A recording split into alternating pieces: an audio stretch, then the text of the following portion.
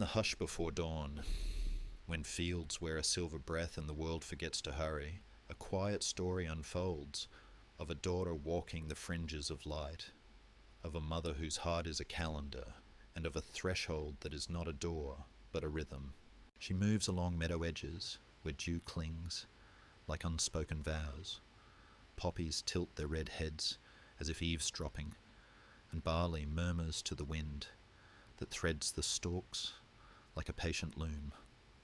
There is no thunderous beginning here, only the soft click of seasons finding their sockets. Spring loosening its scarf, winter tidying its hem. The girl, apple-cheeked to poets, core to initiates, a presence more than a name, gathers flowers not as trophies but as promises. Each blossom seems to remember a time before time, the way myth remembers truth by singing it slowly. And yet, beneath the sweetness of the air lies a deeper timbre, a bass note felt more than heard, as if the earth itself is taking a breath it has delayed for ages. Some say what happens next is fate's handwriting. Others say it is a negotiation, a pact whispered between realms. Scholars still argue, gently in lamplight. Was she taken, or did she answer a summons older than grief? The meadow offers no testimony, only petals, a sudden hush of larks, and the echo of wheels grating on the roots of the world.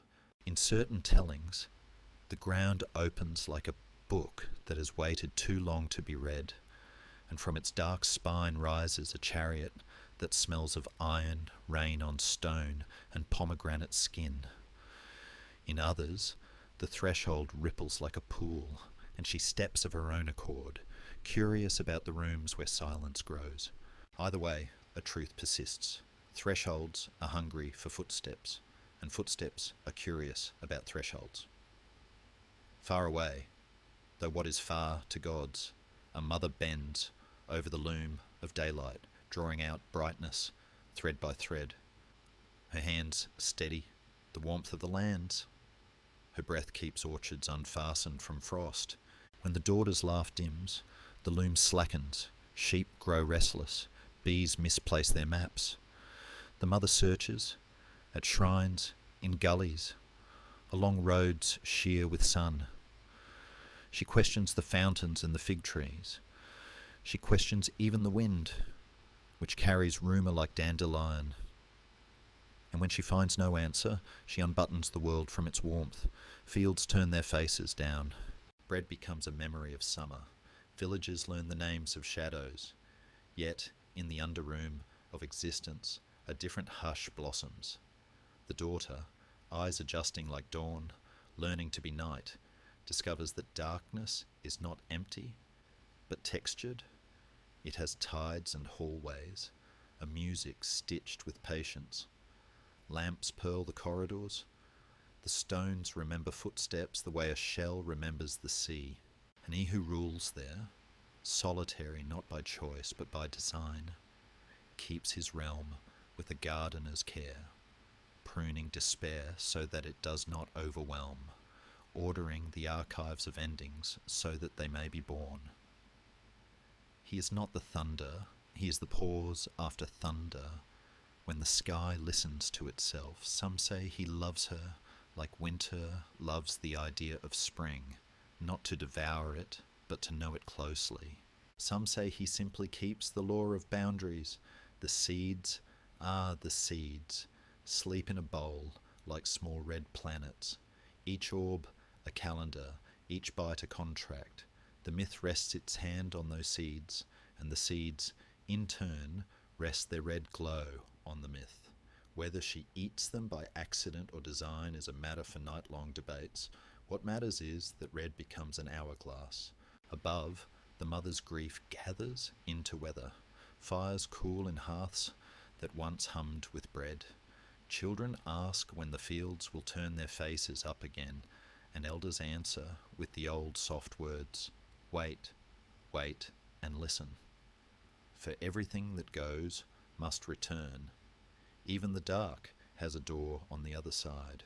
In the sanctuaries of Eleusis, where torches write gold on stone and silence is a language, Mortals are taught to carry this pattern inside their ribs, that loss may be a road and not a wall, that descent is a seed of ascent, that what is swallowed by night is loaned, not lost. The secret is not a locked chest, but a rhythm best kept by walking it. So the world learns to breathe in counts of two, a presence and an absence, a sowing and a reaping, a road down and a road up. When at last a compromise ripens, half the year in light, half in tenderness of shadow, the fields do not cheer, they exhale. Wheat shivers in relief, rivers find their pace, the mother lifts the loom again, and the sun catches on its threads like a patient bird. And the daughter, she will walk the hinge of the year, carrying in her palms the cool of stone and the warmth of meadow, a bilingual heart fluent in noon and midnight. Perhaps this is why sleep comes easier when her story is told, because sleep itself is a threshold, and she is the keeper of gentle crossings. Listen closely. Can you hear it? The world adjusting a latch, the quiet click of seasons learning one another's names. On the horizon of this tale, flowers tilt toward a footstep returning. Below, lamps in long corridors hold their breath. Between them stands a figure, poised like a question, soft as a promise, and somewhere, in a bowl not yet lifted, the red of the seeds waits, glowing like small moons before a tide. Night settles like a shawl over the fields, and in that kind quiet the tale leans closer, taking up the thread where daylight left it. Before thresholds and bargains, there was a girl learning the grammar of blossoms, a mother teaching the weather how to be kind. They lived on not in palaces, but in the fluent country of orchards and paths, where bees wrote their bright cursive and small frogs counted the dusk. She learned the patience of seeds from hands that smelled faintly of grain, learned that every green blade is a sentence still unfolding, learned to listen for the hush inside a meadow where something old and generous is breathing. Some say she was kept sheltered, a flame cupped by careful palms. Others, that she moved with a curious boldness, following brook songs into pockets of shade where mushrooms kept their counsel. The stories disagree in the gentle way old friends do, but they agree on this. The world was softer when she laughed. When the ground parted, by force, by fate, or by a consent too quiet for witnesses, the echo of her vanishing travelled in two directions at once, downward like a bell lowered into a well, upward like a bird startled from sleep. Hecate, keeper of hinges and crossroads, is said to have heard it and held her torches higher, as if raising two small suns against a question. Helios, who sees everything without leaning, kept the memory like a bright seed under his tongue, and later would trade it for truth. Meanwhile, the mother walked herself thin along the ribs of the earth, draped in a shawl of dusk, setting down a hunger wherever she passed, and lifting warmth only when she found the trace of the child she could not stop naming. Villages learned her footfall, temples learned her silence, fountains looked away. At Eleusis she paused and put on the ordinary shape of a weary woman. Metanira, in her pity, offered a stool, a sip of water, a corner near the fire, where lamplight made a little harbour. The child of that house, Demephon, fussed and then slept, while she, who coaxes barley from cold ground, tried to coax him toward a different kind of safety, passing him through the blue of the flame as if threading him into a cloth that time could not fray. But grief has sharp edges. The mother's hand was sure until another hand, alarmed, snatched the moment, and the spell broke with a cry, like a thread cut too close. There were no curses, only the soft collapse of what might have been. Even gods, it seems, must sometimes fold their hopes and put them quietly away. Outside, the fields drew their thin blankets up, and famine walked like a grey dog through furrows that no longer knew their names. Scholars still sit with this chapter, pouring tea, arguing kindly about where pity ends and sanctity begins, whether Eleusis taught the world a secret or taught the world to keep one.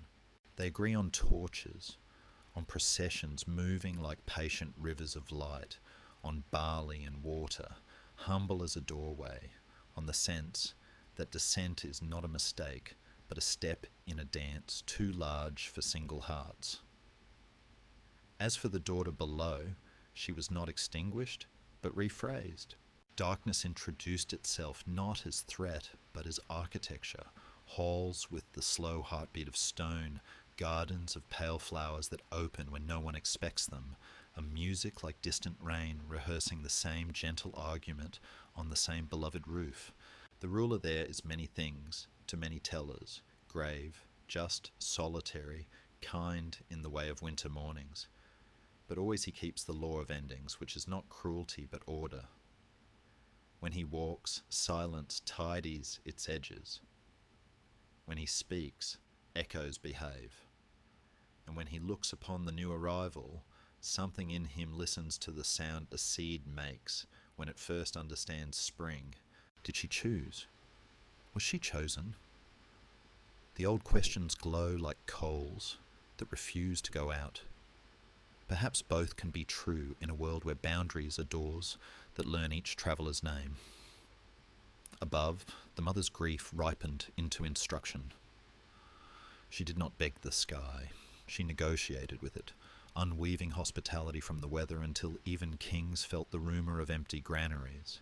Zeus, who hears petitions that never find a voice, finally opened the room where agreements sleep and called for a settlement. Not a victory, but a rhythm. To this bargain, the red seeds were brought, small moons in a shallow night, each a timepiece, each an oath. Some say she tasted them because curiosity is kin to wisdom, some because laws must bind even those who keep them. Either way, the hourglass turned, and the world learned to count in twos. If you are listening now, with the day beginning to thin around your window, or with midnight sitting like a quiet guest beside your bed, perhaps you feel that rhythm in your own breathing, the gentle coming and going that crafts a life out of intervals. And if you are wandering with us through these torch-lit corridors of story, would you tell me, softly, where you are listening from, and what time it is where you are? If the hush of this journey keeps you company, you are welcome to subscribe to the entire history so that these threads, myth, field, lantern light, can find you again when evening opens. For the tale is still walking toward the seeds, toward the law that tastes like fruit, toward the first reunion where the world relearns sunlight. Hecate waits at the crossroads with her twin flames, her dogs thoughtful at her heels. Helios considers the moment. He will open his mouth and let truth fall out like a coin. And on the meadow's edge, poppies lean, listening for a footstep that sounds like spring, remembering its own name. Before the pomegranate learns the mouth, before torches braid the night into a road, there is the long, slow clock by which this tale keeps time, a tender timeline that does not number itself with iron but with breath. In the earliest hush, she is Kor, the maiden who walks fields as if they were pages and gathers blossoms as if reading were a kind of harvest. Her laughter threads the meadows, and even the rivers, usually so sure of their destination, pause to listen. In those days, the world is a green sentence, and her mother, patient with sunlight, conjugates warmth across the land. Orchards learn how to hold fruit, barley finds its tall grammar, and bees proofread the air with golden persistence. Then comes the hinge moment, the soft quake beneath roots. A chariot cleaves the earth, or a door of shadow opens like a breath taken too deeply. Some say the cry that followed became two currents, one sinking into the cool libraries of the underrealm, one rising to the bright court of the all-seeing. Hecate hears and lifts her torches. Helios keeps counsel with himself, a coin of knowledge hidden under his tongue. The mother begins to wander, and with each unfinished answer the world loses a degree of welcome. Hearths become museums of last summer. Wells remember laughter, but withhold it.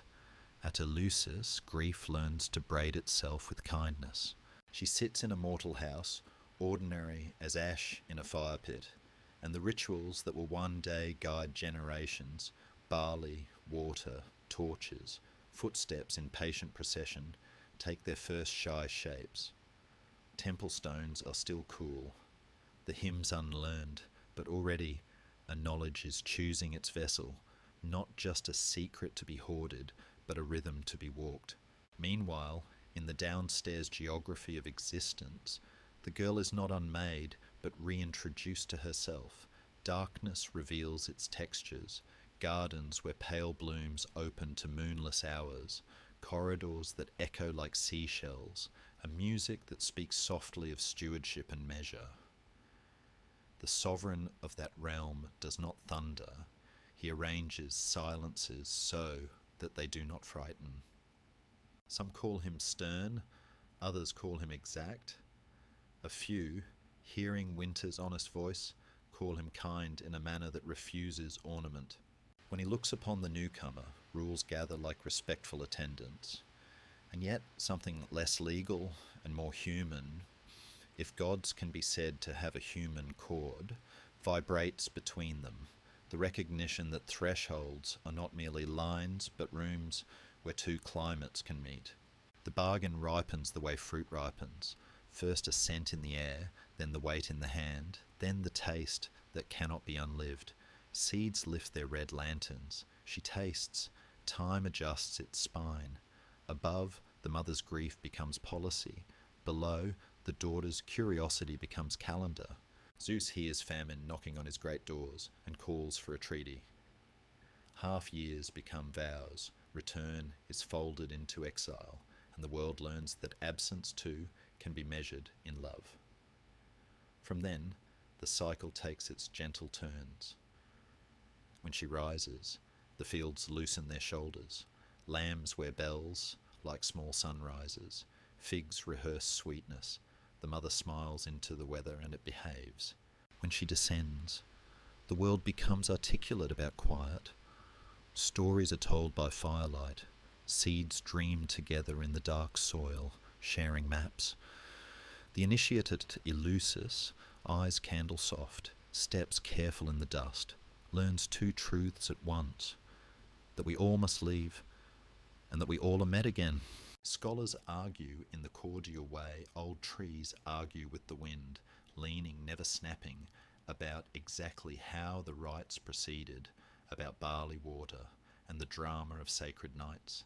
But they agree that hope, in this tradition, is not a trumpet, but a lantern set low, so the path shows itself without waking the neighbours. Time moves, and the names change their garments. Kor becomes a queen fluent in both alphabets, meadow and marble, sunlight and shale. The mother resumes the weaving of hospitality across the plains, yet keeps a listening place in her breast for footsteps on a fast air. Hecate continues to tend the crossroads, her dogs trotting like commas in a long sentence.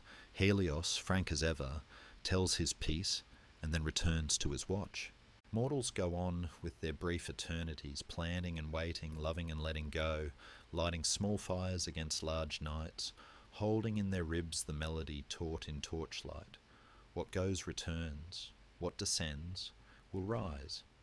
The door is not only a border, but a promise.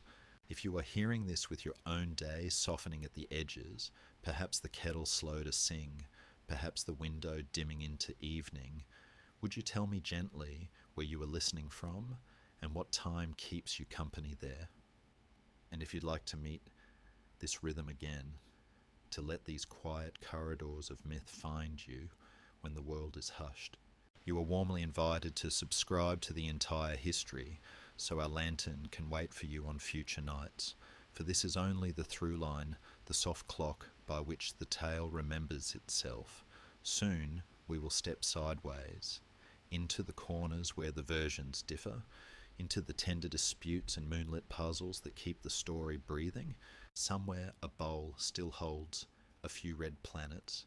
Somewhere a meadow keeps a footprint, fresh a little longer than it should. Between them, the year turns its key, and a door, not yet fully opened, sighs as if it knows our names. There are corners in every story where lamplight thins, and even careful readers slow their steps. This is where mysteries keep house, and her tale has many such rooms. Some are simple questions dressed in moonlight. How many seeds were there really? Some say 3, some 4, others 6, and a few, with a kind of ceremonial exactness, say it was only 1. Each number feels like a bell rung in a different chapel, calling the same heart to listen. Some rooms ask larger things. Was the door in the meadow opened by iron and law, or by a beckoning curiosity she already carried like a pocket key? Was the chariot a shudder of force, or a carriage of invitation whose wheels whispered of a vow older than summer? And what of the mother's grief? Was it a weather thrown over the earth in anger, or a pedagogy of love, teaching kings and shepherds alike that absence makes the world honest about its hunger? Old poems step forward with answers that behave like fog, present, enveloping, yet impossible to hold. The hymn that sings of her descent threads witness through Helios and Hecate, the all-seeing and the threshold-keeping, as if truth itself needs both height and crossroads to speak clearly. Yet, even that song leaves breathing room, and perhaps that is the design. A sacred tale must have pockets where the listener can warm their hands. Scholars, patient as winter birds, circle and settle on branches of interpretation. Some hear a politics of marriage in the under-earth procession, a ritual grammar by which maidens became queens. Others hear agriculture singing its deep refrain, seeds buried not as funerals but as rehearsals, grain disappearing into dark scripts so that bread can learn its lines. There are those who read a map of the soul instead, descent as the necessary schooling of the heart, where innocence does not vanish but acquires gravity, and love learns to speak in 2 dialects at once. Each reading leaves a soft footprint. Together they pattern a floor one can walk without waking the house. Then there is the secret with a capital S, not because gods are vain, but because humans guard hope more carefully when it is framed as a confidence. The rites at Eleusis, the barley water humble as well water, the torches that taught night how to glow without burning. What happened in those chambers is said to be unsayable, and yet what it did to those who walked out, eyes quieter, spines less afraid of winter, speaks in the grammar of change. The initiated did not brag. They breathed differently, as if given a rhythm to steady the heart when it touched the dark. And still, questions wander the corridors. Why does her name change like weather across regions and centuries? Core, Persephone, names with bright and shadowed syllables, if not to show that identity can be both meadow and marble, bud and crown? Why do artists paint her with arms full of flowers in some ages, and a gaze that knows the weight of keys in others? Perhaps because both are true, and truth likes to travel with companions. Even the number of months she spends above and below flickers across traditions, 6 becoming 4 becoming a season braided differently in other climates. Myth, like agriculture, is local and learns the calendar of its soil. What never flickers is the hinge itself, the returning, the way the world opens its eyes in spring like someone remembering the line of a beloved face. And what of him, the sovereign of measured endings? Is he tyrant, custodian, husband, law, The mystery does not defend him exactly. It frames him, like winter frames the promise of Thor. In some tellings he waits. In others he commands. In a few he simply fulfills the geometry of separation that makes reunion possible. It is easier to hate a door than to learn its music. Harder, but truer, to hear that some thresholds are instruments the soul must practice to carry its own song across years. Meanwhile, her choice, or the question of it, glows like embers that refuse to dull. Did she lift the seeds to her lips because hunger is another word for knowing? Did she accept a law she could have evaded in order to become interpreter between climates of being? The story does not decree, it invites.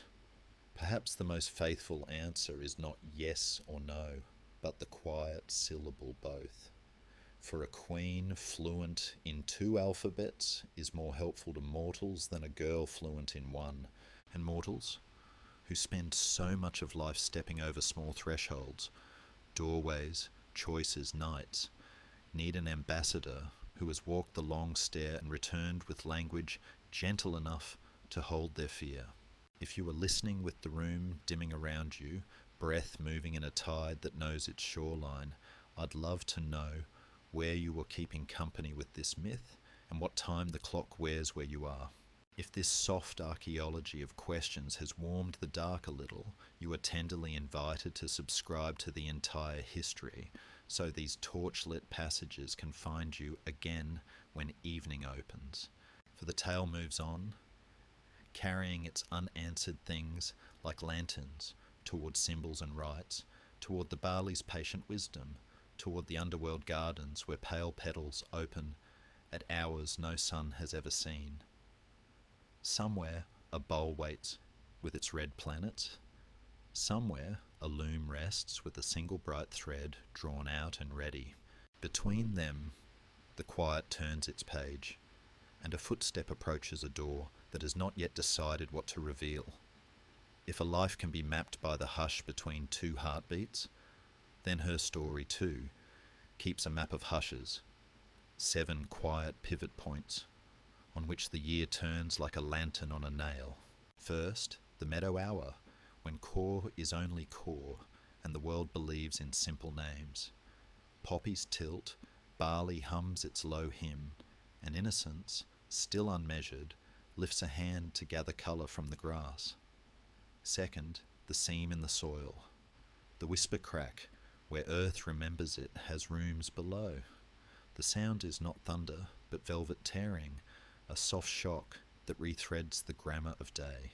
Third, the double witness of Hecate and Helios, one who keeps crossroads by torchlight, listening for the footfall between fates, one who sees without leaning, storing sight like a coin for the hour it will be needed. Fourth, the mother's long wandering, Demeter's grief translating itself into weather, instructing fields in the language of hunger, so that a king of sky must notice the empty granaries of men.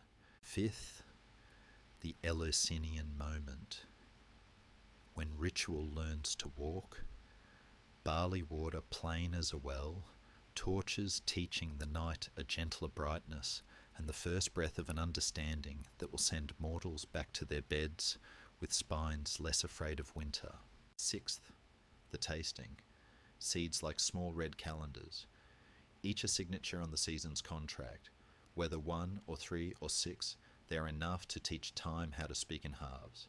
Seventh, the treaty itself, not a triumph, but a rhythm by which return is made lawful, a hinge polished by use until even sorrow feels the shine of promise. These are the axes around which the tale turns, and yet, between them lie smaller pivots only the heart can count, the way a lamp listens when a door opens, the way a name, once deepened, never returns untouched to its first simplicity. She learns it first with her eyes, adjusting to rooms where silence has architecture, corridors of patient stone, gardens of pale blooms that open like thoughts after midnight, archives where endings are laid carefully side by side, so that memory will not bruise itself looking for them. He, the ruler of measured endings, attends to her not with thunder but with order. When he walks, echoes keep manners. When he speaks, shadows align. Some call it sternness, others the dignity of limits that keep love from dissolving into fog. And she, who once moved like a skylark above wheat, moves now like the idea of dawn inside winter, a brightness learning restraint, a warmth that studies its own edges. Above, the loom waits in a mother's hands, thread slackens, then draws taut when a footstep is heard on a far stair. Below, a bowl waits in a quiet room, the seeds more star than fruit. Between these altars, the year learns to breathe. Each spring her return is almost inaudible, lamb bells tinkling like tiny suns, orchard air tasting of green verbs, rivers remembering their arguments. Each autumn, her descent is not a defeat, but a rehearsal for trust. Fires concentrate talk into embers, stories grow the fine bones that last. In Eleusis, the initiated move like careful constellations through the dark, no boast on the tongue, only that particular gentling of the gaze you see in those who have learned a password that is not a word. Scholars still argue softly over the staging of those nights, over barley water and sacred drama, over whether the promise was of fields alone or of hearts that would not be lost utterly in their own underworlds. The disagreements do not cancel the hush. They thicken it, like snow deciding together how to fall. And if you are listening now at the edge of sleep, perhaps with a window dimming toward its nightly mirror, would you tell me, quietly, where you are keeping company with this story, and what time your clock is wearing? If these turning points soothe the dark for you, you are warmly invited to subscribe to the entire history so that these lantern-lit paths can find you again when evening opens like a familiar book. For soon, the tale will draw closer to its people, the hands behind the myth, the mother who instructs the weather, the sovereign who tends the order of endings, the threshold keeper with twin flames and watchful hounds, the mortal households that offered stools by the fire. Somewhere a procession begins to form, barley tucked in the crook of an arm. Somewhere a distant gate leans on its hinges as if listening. And in a bowl not yet lifted, small red planets keep their quiet orbit, bright as promises waiting for the next breath of the year. Behind every myth that moves, like weather across centuries, are the hands that shaped its climate. And in her story, those hands are many, tender, stern, luminous, practical, each leaving a warmth on the tale that lingers like breath on glass. First there is the mother, who teaches hospitality to the earth as if it were a shy guest, and can also, when grief requires it, teach famine to speak with the same authority. Demeter is not merely goddess of grain, but the pedagogue of seasons, the one who reminds bread where it comes from, and reminds kings what hunger can ask. She listens for her daughter the way a shepherd listens for a bell lost in fog. Head tilted, world narrowed to a single hope. And when the bell does not sound, she unthreads sunlight with a calm that frightens palaces. She is love's logistics, the patience of sowing, the diligence of harvest, the steady arithmetic by which families learn that winter can be survived. If she rages, it is never random. If she relents, it is never forgetful. Opposite and parallel to her stands the sovereign of measured endings, often maligned by quick readings, as if night could be blamed for being dark. Yet his governance is a kind of caretaking, a keeping of records so meticulous that loss itself becomes navigable. Hades is winter's voice without cruelty, cool, formal, exact, arranging silence so that it does not devour the living, curating the archives where all stories eventually take a number and wait their turn to be remembered. He is less the hammer than the ledger, less the jailer than the librarian of final thresholds. And when he looks upon the girl who must become queen, something in his order makes a space for music. Between them, between warmth that feeds and lore that frames, there is a hinge that learns to sing. At the hinge, Hecate keeps watch, not only with torches, but with the composure of one who tends roads others fear at noon. She is the punctuation of fate, the semicolon at which the sentence could have ended but chooses to continue. Her dogs listen with her, their ears tilt toward questions. She is the comfort of crossroads, not forcing direction, only stewarding the moment when a traveller's breath steadies and the night backs up a step to let the lantern decide. Above the whole, Helios witnesses, frank as daylight, unable to pretend ignorance. He is truth's quiet custodian, not a gossip, not a judge, simply a sun that does not blink. When he finally speaks, the world adjusts its posture because it cannot do otherwise. Facts, once named by him, become a kind of geometry. And then there is the messenger, the bright-footed fulcrum, Hermes, whose sandals memorize all distances, and whose voice can usher both decree and comfort with equal fluency. He is threshold embodied, a bridge taught to walk. When he enters a room, doors understand themselves. Near the hearth where sorrow once sat disguised, mortals take their places in the myth, with hands that smell of ash and bread. Metanera offers a stool and a sip of water. Hospitality so ordinary it become holy. Demophon, drowsy infant who almost learns how to resist time. Triptolemus, entrusted with a gift that is both knowledge and work, the sending out of seeds wisdom along roads that will teach towns to soften their winters. They are the human chord in the music, proof that myth is not just a palace of symbols but a neighbourhood of kitchens. At Eleusis, priests and priestesses become gardeners of secrecy, not to hoard but to cultivate a hope that grows best when shaded. The Hierophant lifts a vision that cannot be quoted without losing its temperature. The Daduchos bears fire that does not scorch. The initiates form a river of footsteps, repeating an old choreography until the ground learns it too. Barley and water attend like humble witnesses. A drama whispers, not in thunder, but in gestures, remembered by muscle more than mind. Scholars still debate which mask, which vessel, which phrase sealed the promise, but all agree that those who returned to the cool night afterward carried a rhythm in their ribs different from the one with which they entered.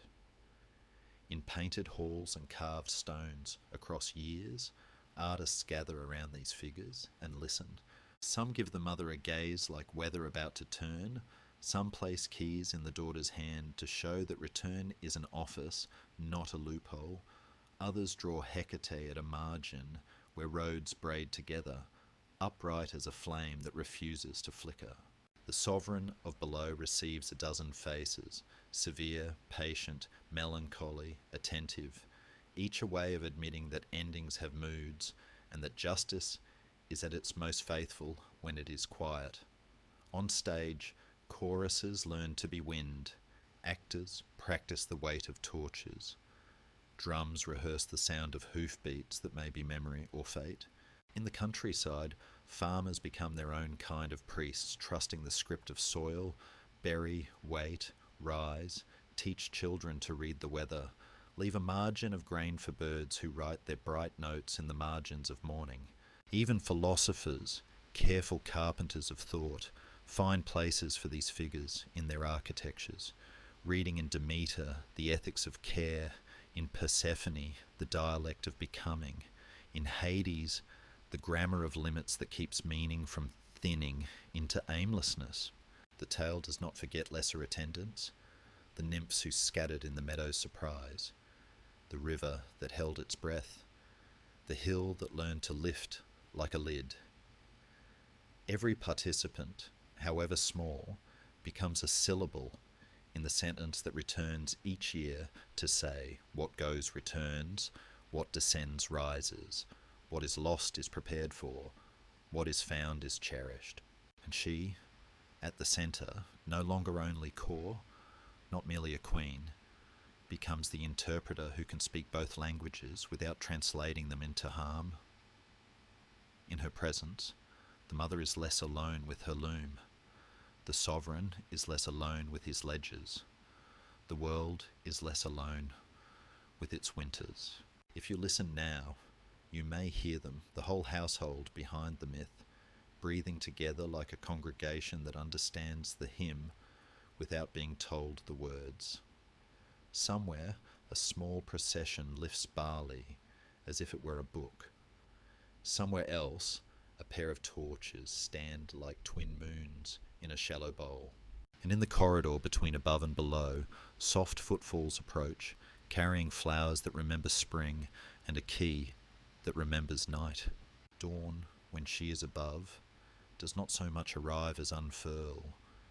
Thin light combing fields, small bells hung from lambs, chiming like tiny suns, a breath of green verbs in the hedgerows, and in this hush her day begins, as if the world were a bowl, lifted carefully with two hands.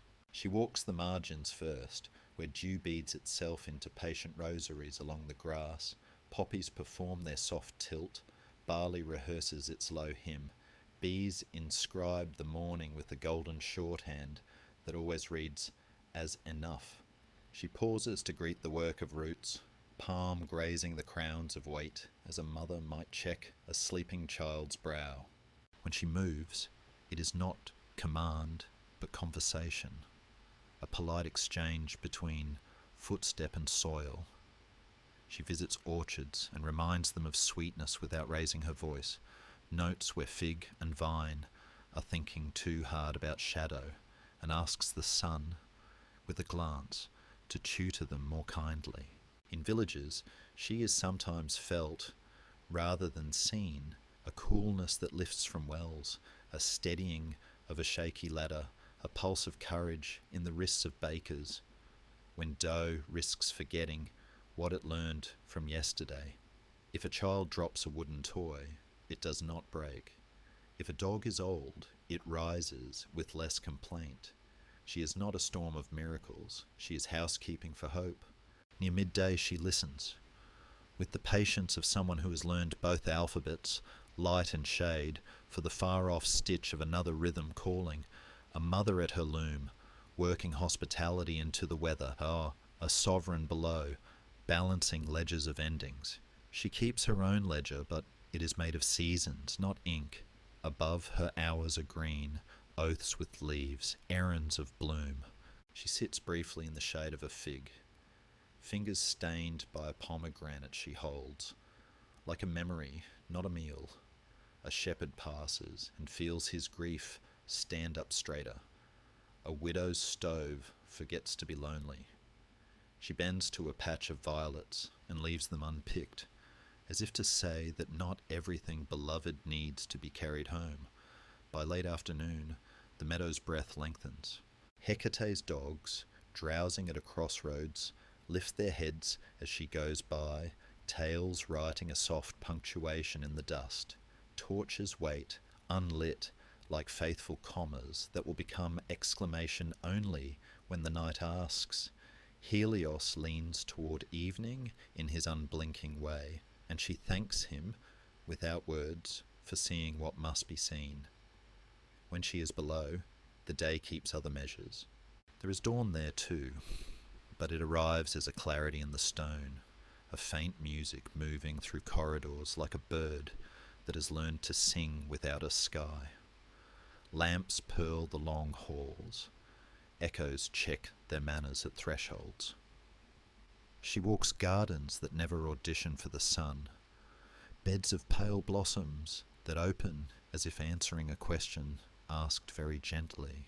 She is not a visitor, she is a taster of quiet an auditor of hush. Where endings are filed, she moves with the care of a librarian, aligning grief so that it does not topple upon itself, giving each story a shelf where it can breathe until memory returns to claim it. The sovereign of that place attends to her not as guard but as colleague.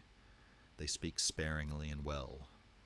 Their talk, the kind that leaves a room tidier than it was.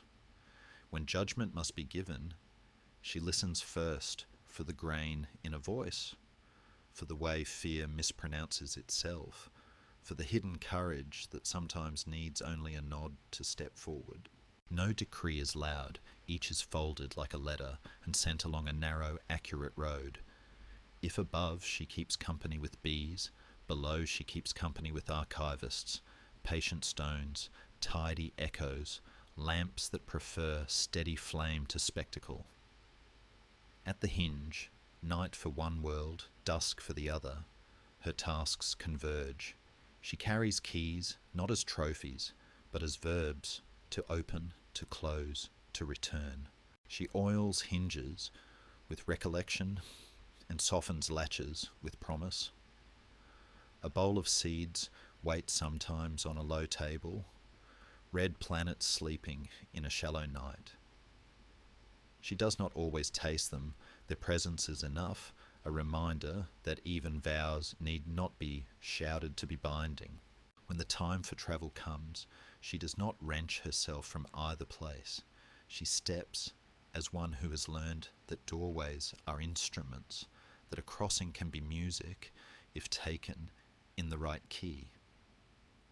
Above her evening is an inventory of lanterns in windows. Below her evening is a lesson in how shadows can be held without being feared. Mortals, sensing her passage, though they do not know why, set bread to rise in bowls traced with barley flour. They lay another log on the hearth and tell the oldest story they know, the one that has learned to put its hand on a listener's shoulder without startling them. When she finally rests, it is never far from thresholds, a bench near a meadow stile, a seat beside a lamp in a stone hall. Sleep comes to her, as it does to those who keep watch, lightly, with one ear open, and yet so deeply that dreams can do their kind work, sowing torn brightness to warn shadow, hemming the day so it will not fray. If she dreams of her mother, the loom hums. If she dreams of the sovereign, ledgers close themselves like contented mouths. Somewhere Hecate paces the margins with the guardian's patience. Somewhere Helios, unblinking, lowers his coin of light into the pocket of the horizon. And the people, those who plant, who wait, who love at kitchen tables, sleep more peacefully for reasons they could not name. Tomorrow she will rise again, meadow or marble, lamb bell or lamp. But before tomorrow, there is this thin silver hour where even gods consent to be small. In that hour, symbols take their seats quietly, torches, grain, a bowl of red stars, and prepare for the rites that teach mortals how to carry gentle knowledge through the dark. Somewhere a door exhales, somewhere a procession inhales. And on the lip of the night, a key warms in her hand, patient as a promise not yet spoken aloud. Night used to be a plain dark cloth. In the seasons shaped by her walk, it becomes embroidered with small steadfast lights, and people learn to read by them, not by letters, but by symbols that behave like gentle stars. The rites are not shouted because knowledge that must cross winters prefers a quiet voice. Torches, for instance, are not just fire, but patience held in a human hand. They write a script along the road from city to sanctuary, a moving constellation that tells the fields, we are coming with reverence. Barley is there too, modest as always, the grain whose grammar teaches bodies to stay, whose seed drills a lesson into soil, vanish to return, descend to ripen. Water attends like a clear syllable, and with it the humble drink, barley and water, sometimes touched with mint, that steadies the stomach and reminds the throat that holiness can be simple. Bells rarely ring, but sandals speak. Thousands of feet find the same quiet cadence, and the dust rises like a soft prayer that does not need words.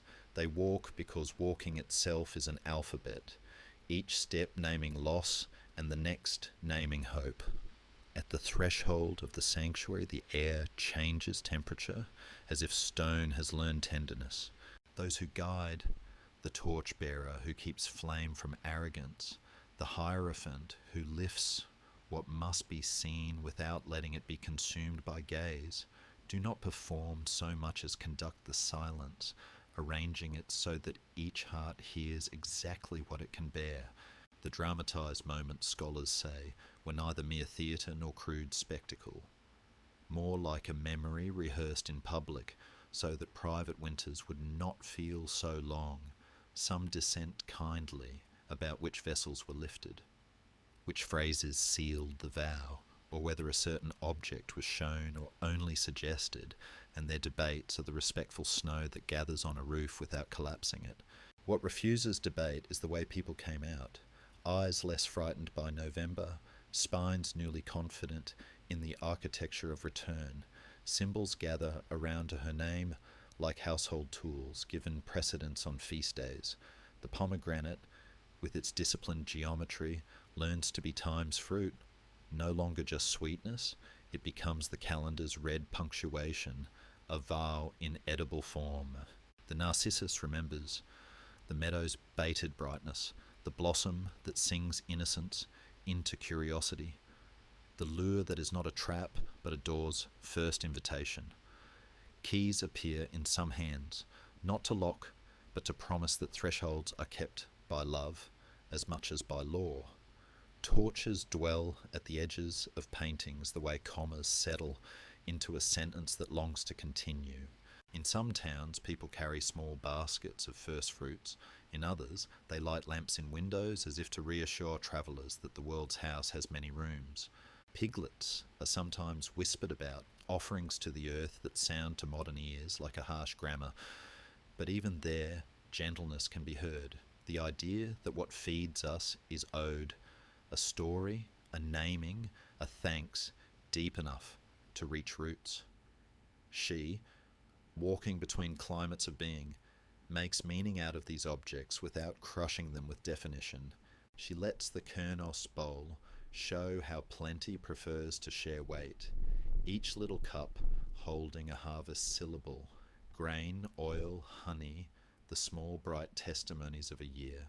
She lets the ladder-shaped torch stands suggest that a scent is composed of small, even rungs. She allows the black-robed hour to stand beside the white-robed one, so that colour learns to be a language, not a warning. Belief gathers slowly under such symbols, like groundwater beneath a hill. It does not harden into laws, so much as soften into customs. Leave a corner of the field to the poor and the birds. Remember the dead by name. When the stove is warm, do not insult winter by pretending it will not come, and do not insult spring by pretending it comes only once. Children learn a refrain they can hold in their mouths like a sweet. What goes returns. Elders teach the counter melody. What returns is changed, and that is not a failure but a fragrance. The city learns to keep a road swept for pilgrims. The countryside learns to keep a story ready for nights when neighbours stay too long after bread. And when the great procession moves, out of the city's bright noise, across salt silver bridges, through fields that remember other feet, it carries not a single answer, but a household of images, each one a small lantern for a different fear. Those who cannot walk that year keep their vigil in doorways, with lamps set low. Those who have no lamp borrow a star by looking up. The belief is not credulity, it is an apprenticeship to rhythm.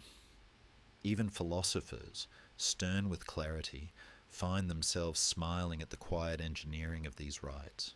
They see how a society can be taught hope without being asked to abandon realism, how grief can be given measured corridors so it does not spill into harvest and drown it.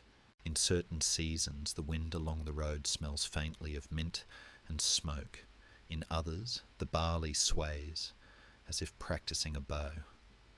Dogs at crossroads wag in their sleep, remembering that torches once passed this way and that the night behaved. The mysteries keep their heart unquoted, and it is better so. A secret held without arrogance is like a pocket warmed by a hand in winter.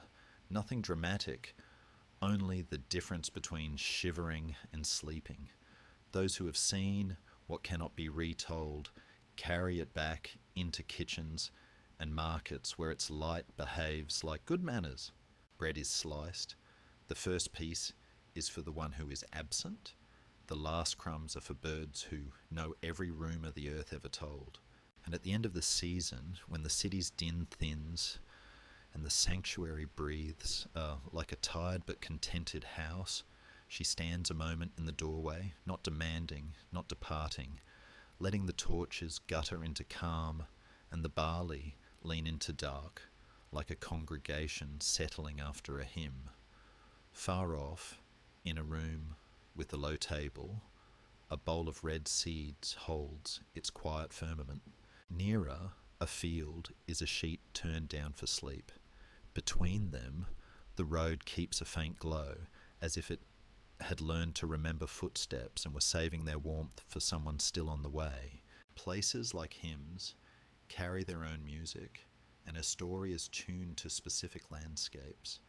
Soft meadows that speak in green syllables, coastal light that salts the edges of memory, caves whose cool breath teaches hearts to lower their voices.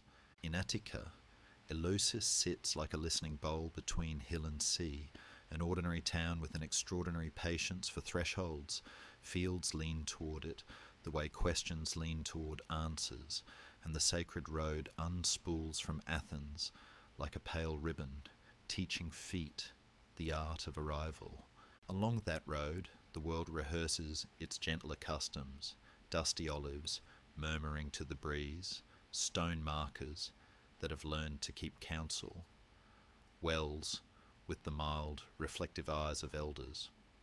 When processions move, the very dirt seems to remember last year's footsteps and to offer them back like a map you can trust in the dark. The plain there is not lavish, it is sufficient, which is its own kind of grace. Barley stands up with a humble spine. Figs grow ideas about sweetness without boasting. The sea, visible in pieces, behaves like a chorus, present, rhythmic, restrained. Farther west, winds carry a rumour that the first hinge in her life opened in Sicily, near Enna, where a basin of meadow sits cupped by hills, as if the island itself wanted to hold a secret. The narcissus in that place blooms with a brightness that might be innocence, might be bait. Scholars speak gently of this, tracing in old texts the way a flower can be both welcome and door. The soil there is volcanic, a memory of fire taught to be generous, and perhaps that is why descent and return feel natural to it. Water in those parts tends to disappear and reappear, rivers that go under and come out elsewhere, a geography that seems to nod at the thought that vanishing can be a route rather than an ending. Caves stitch the island's underside, cool rooms where daytime takes a breath. Standing at such mouths, a listener can hear their own name returned with a patience that belongs to deeper clocks. There are other sites that raise their hands in the Council of Origins. Nysa, a meadow whose location drifts like a cloud through the literature, and mountain glens, where sheep crop quietly at the stitching between heaven and slope. Each landscape argues for itself, not with proof, but with mood. Each has a posture that could plausibly have invited a door. Greece is full of these postures, clefts where rock blinks and seems briefly like a living brow, oak groves that ask passing feet to soften, shorelines where the world practices edges in a language of pebbles and foam. She belongs to such places, not the way a statue belongs to a niche, but the way a breeze belongs to afternoons. It is hard to imagine the one without the other. As for the underworld, call it Hades, call it the downstairs of being, it too has geography that shapes her stride. There is the asphodel meadow, quiet with its pale grasses, a field that prefers murmurs to declarations, where most souls walk as if learning to be a sentence again after a long ellipsis. There is Elysium, greener with purpose, a lucid tract of reward, where daylight seems to have been sieved of its glare. And further off, Tartarus, steep and stern, a place the story mentions in a lowered voice, not out of sensational fear, but out of respect for the architecture of consequence. Between them run corridors of stone that curve like thoughtful questions and halls where the air smells faintly of iron, lamp oil, and the clean linen of kept records. Springs feed secret channels. In some tellings, two rivers, memory and forgetting, keep their contrary schools, and she, who is fluent in both alphabets, knows how to drink carefully. Even there, gardens take root, pale blossoms that open without rehearsing for the sun, cypresses that stand like well-intentioned sentinels, orchards that bear fruit slow and exact, pomegranates whose heavy red is the colour of promises made by adults, not sweets offered to children. On her routes, thresholds are literal. Cave mouths, stone doors, fissures, where ground steps aside, but they are also climates that touch. The cool hand of shade laid on the warm pulse of noon, the sea wind lifting the fatigue off a pilgrim's shoulders, the hush of a temple court where sandals seem to choose softer manners. Hecate keeps many of these margins with a calm that suits outlying places. Her torches do not conquer night so much as persuade it to behave. Helios in his daily circuit stains cliff and field with a gold that remembers even when humans forget. His unblinking light teaches honesty to terrain. The sacred well at Eleusis, Calicheron some call it, holds its face to the sky like a mirror that has decided to be kind. Around it, stone learns the temperature of prayer, and always the road from city to sanctuary behaves as if it had ears, listening to the low hymn of many feet, offering back to knees and hearts the steady counsel of distance measured and completed. If the mother teaches weather and the sovereign teaches order, then places teach humility, the particular kind that understands how small and right-sized a human can feel between hill and sea, under a sky that takes no offence at tears. When she rises, the meadows near Eleusis lift their shoulders, swallows are commas stitching the air. When she descends, the caves remember their vocation. The island of Enna, if it was there, if it was another valley with the same grammar, holds its breath in a way that reassures rather than alarms. Mortals who live along these routes adopt their customs from the terrain. Doors left a little ajar in spring to say, welcome back. Lamps turned low in autumn, as if to say, safe passage. Children learn which stones are best to sit on at dusk. Elders know which paths keep a conversation intact. In time, each place becomes a page in a book that is read without turning it, read by walking, by lighting, by waiting. And at the rim of all these geographies, where meadow thins into cliff, where corridor opens into hall, where well water changes from bright taste to cool thought, she pauses, key warm in her palm, listening for the breath of both worlds at once, the sea taking and giving, the cave sighing like a patient chest, the road remembering footsteps not yet taken but already loved. Power in her orbit does not always declare itself with trumpets. Often, it moves like weather through corridors, changing the temperature of a room before anyone names the wind. In the bright courts above, alliances braid themselves with kinship and necessity, Zeus balancing the hospitality of the sky with the grievances of fields. Poseidon, restless with tides that do not care for treaties. Hera, schooling protocol like a patient queen. And, in the careful underroom, the sovereign of endings, maintaining a ledger that is far older than any crown. When the meadow cried out, and the mother's grief became climate, it was not only a domestic sorrow, it was a constitutional question for the world. Who decides the terms of love? Who keeps the key to return? Zeus, who hears petitions never spoken, felt famine climb his marble steps like a quiet flood. He considered not only a father's right to consent or a husband's right to hold, but the civic peace of villages, the honest contract between son and seed. The conflict that poets report is not just a clash of wills, it is a negotiation between kinds of order, one born of care and bread, the other born of boundary and law. Hermes, winged intermediary, moves between them not as a mere messenger but as alliance made visible, his sandals carrying both decree and mercy. When he enters the underhalls, echoes tidy themselves. When he returns to the mother, her shawl of dusk loosens a fraction. Hecate takes her post at the crossroads with torches held like two thoughts that must both be true. She is the neutral ground made warm, an alliance with the very idea of thresholds. In Athens, politics learns quickly that sanctity is also infrastructure. The mysteries at Eleusis, while not owned by any faction, dress the city's prestige in a calm light. Ambassadors walk the sacred road, feeling a city's quiet strength in barley and order.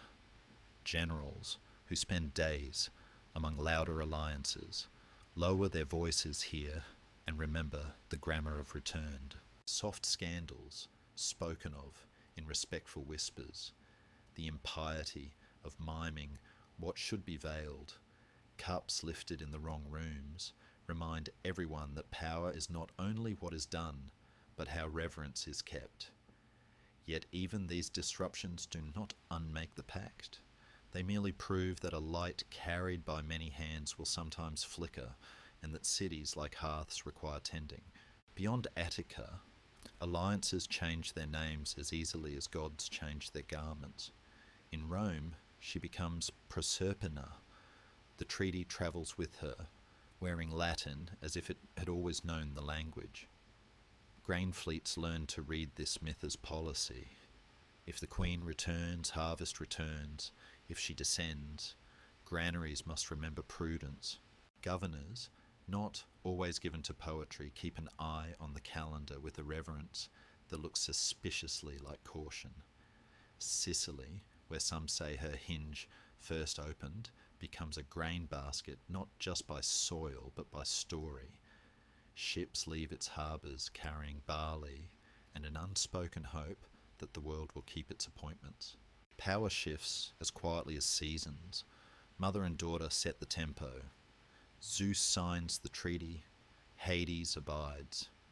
Cities teach their citizens to embody patience. Farmers teach their children to read the sky.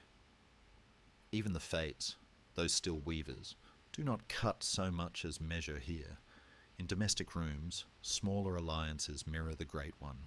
Husbands learn to give winter its due and not ask for summer's behaviour from a January day. Wives learn to keep a lamp for travellers overdue and not scold the night for being itself. Parents loosen their grip on grown children in autumn with a melancholy that knows it will be requited in spring. The elderly form coalitions with benches in sunlit squares.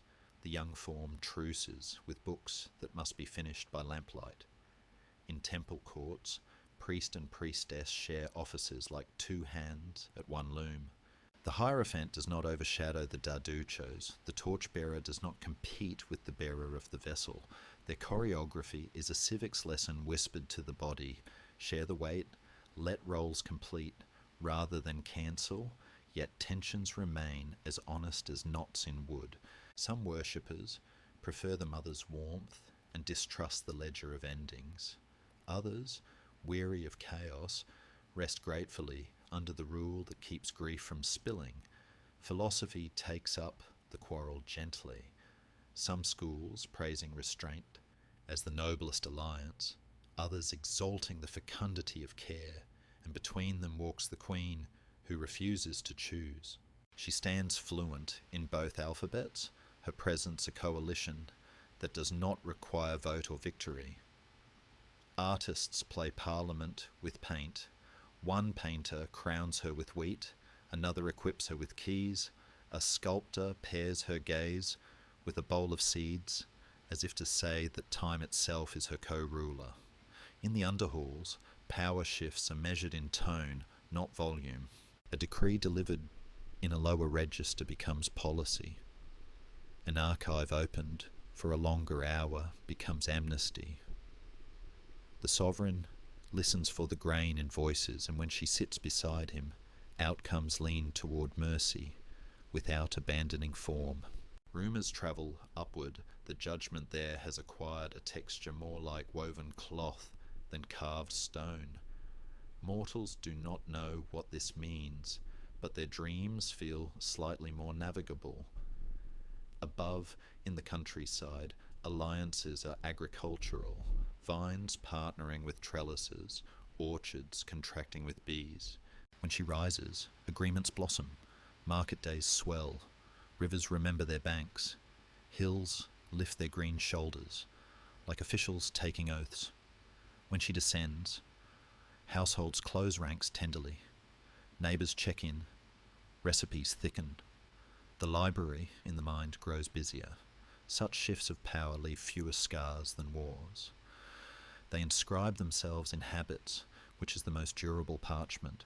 If conflict must be named, let it be the elegant conflict between time's halves. If victory must be declared, let it be the victory of return over panic. And as the chapter closes, the year performs its quiet vote.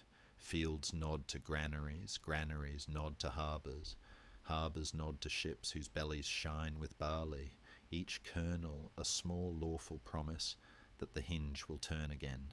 In the dusk near Eleusis, the sacred road keeps its counsel, holding the warmth of so many feet. Far off, at a warehouse door, someone stacks amphorae as carefully as a priest arranges ritual cups. Between policy and poppy, between treaty and threshing floor, she pauses with a key and a memory of seeds, listening to the soft commerce that binds the living to their bread, and soon to the economy of hope that will carry this story from market to altar and back again. The economy that warms itself at her story's hearth is made not of coins first, but of cycles, those patient ledgers kept by rain and root, and yet silver and grain do find each other, making a quiet market out of seasons. In years, when her ascent loosens the fields, barley rises like a populace of small, reliable promises. Threshing floors turn into brief celebrations where flails keep time with laughter, and chaff behaves like gold dust thrown by an indulgent afternoon. Millstones sing their round song. Bakers count dawn by the number of loaves cooling on wood. From Eleusis outward, knowledge becomes cargo. Triptolemus, remembered as a traveller with seed in his keeping, is less a single man than a convoy of teachings, how deep to place a kernel, how long to let the soil be a cradle, how a furrow is a sentence that must be finished to mean. Granaries, those square-chested guardians, fill with a careful pride. Their doors, where the smell of summer even in late months. In such times trade routes wake like rivers under ice. Carts go cityward with sacks that breathe. Harbours count ships by their bellies, not their sails. The word exchange finds a voice as soft as bread torn and shared. Sicily, grain basket in one telling of her hinge, marks the calendars of other mouths. Barges move like patient punctuation along the coasts, turning hunger into arithmetic that can be trusted. In markets, pomegranates arrive with the gravity of their geometry. Red lanterns of vow and sweetness. They cost more than apples because time costs more than thirst, and buyers, smiling despite the price, hold them as one holds an hour not to be wasted. Olive presses, contented animals of stone, chew the year into oil. Amphorae line up like well-behaved thoughts, ready to travel, where lamps need steady flame and kitchens need the memory of groves. When winter presses its colder hand. Honey speaks the language of small economies, hive to jar to table, and proves that sweetness can be saved without hoarding. Salt, always the monk of trade, keeps calm counsel with fish and meat. In cellars, it teaches preservation, like a stoic teacher, freeing households from the tyranny of immediate consumption. Wool, spun from fields that turned themselves into sheep, becomes warmth you can fold. Dyes stain the fingers of merchants who have negotiated with flowers for their colours. All of this moves best when she is walking the upper roads. Return is good business. Yet even in her seasons below, markets do not die. They grow quieter, exact, considerate of absence. Thrifty recipes appear. Stews that remember summer in their bones. Bread stretched with patience rather than plenty. Neighbours barter more, in a music of cups and measures. Generosity seasons the ledger in ways accountants might not record, but grandmothers never forget. Festivals, whether Thesmophoria's sober gratitude for the mother or the mystery's torchlit assurance of return, function as economic engines disguised as prayer. Pilgrims rent rooms, buy wreaths, commission votives. Farmers bring surplus to trade for tools. Potters find their shapes walking out of their stalls in other people's hands. Fees for initiation, scholars say they existed, though texts are modest about the sums, turn back towards the sanctuary's upkeep, toward torches and barley water, toward the wages of those who keep order without fanfare. Priests and priestesses, careful stewards of both symbol and brooms, purchase what sanctity requires: linen, lamp oil, simple wood for benches where the weary may sit. Even fines for impiety. When scandal breaks into the wrong room, circulate as cautionary blessings, reminding a city that reverence is also infrastructure. Philosophy peeks into this market and nods. Here is an ethics that can be weighed. Leave a corner of your field unsheared. Let gleaners make their quiet harvest. Teach your children to call bread by the names of weather and work. In countryside economies, seed loans move hand to hand. No contract, but a promise kept in spring when the first green shows. Tools are shared because iron remembers kindness. Oxen are lent because furrows refuse loneliness. Winter's ledgers, overseen by the sovereign below, do not cancel enterprise. They teach inventory, the art of counting without panic. And when she returns, shops reopen in the shoulder. Weavers unfasten brighter threads. Taverns thin the sourness from their wine, with a story overheard on the sacred road. Rome will rename her and scale the market, up with law, but the grammar holds. Annona counts grain. Fleets set their oaths by harvest. Governors eye the sky with a superstition that is only prudence carrying a softer lantern. Not all years are kind. Drought writes its narrow signature, rust whispers in wheat. A storm forgets to be measured. In those chapters, the myth becomes a relief plan.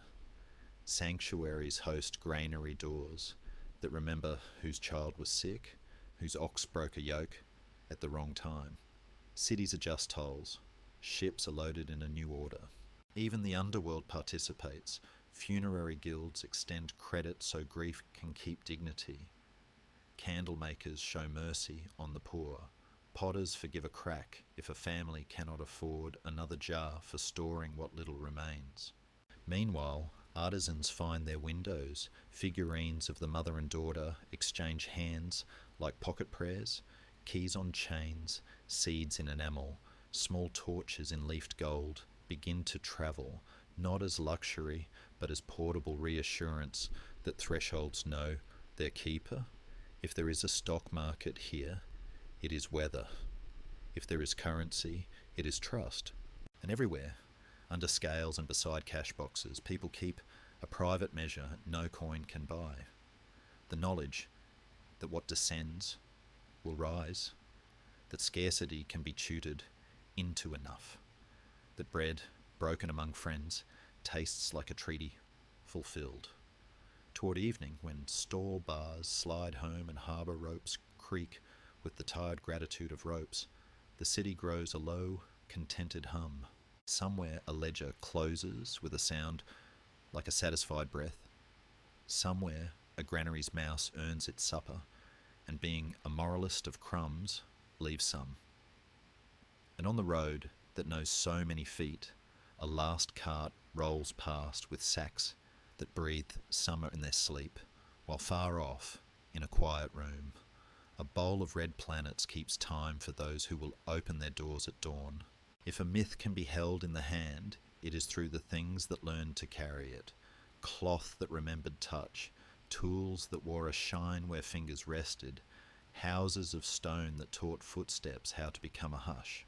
Her world gathers itself first as fabric, the peplos and chitons swaying like well-behaved fields, linen breathing like a mild afternoon, wool warmed by sheep that once mapped hills with patience.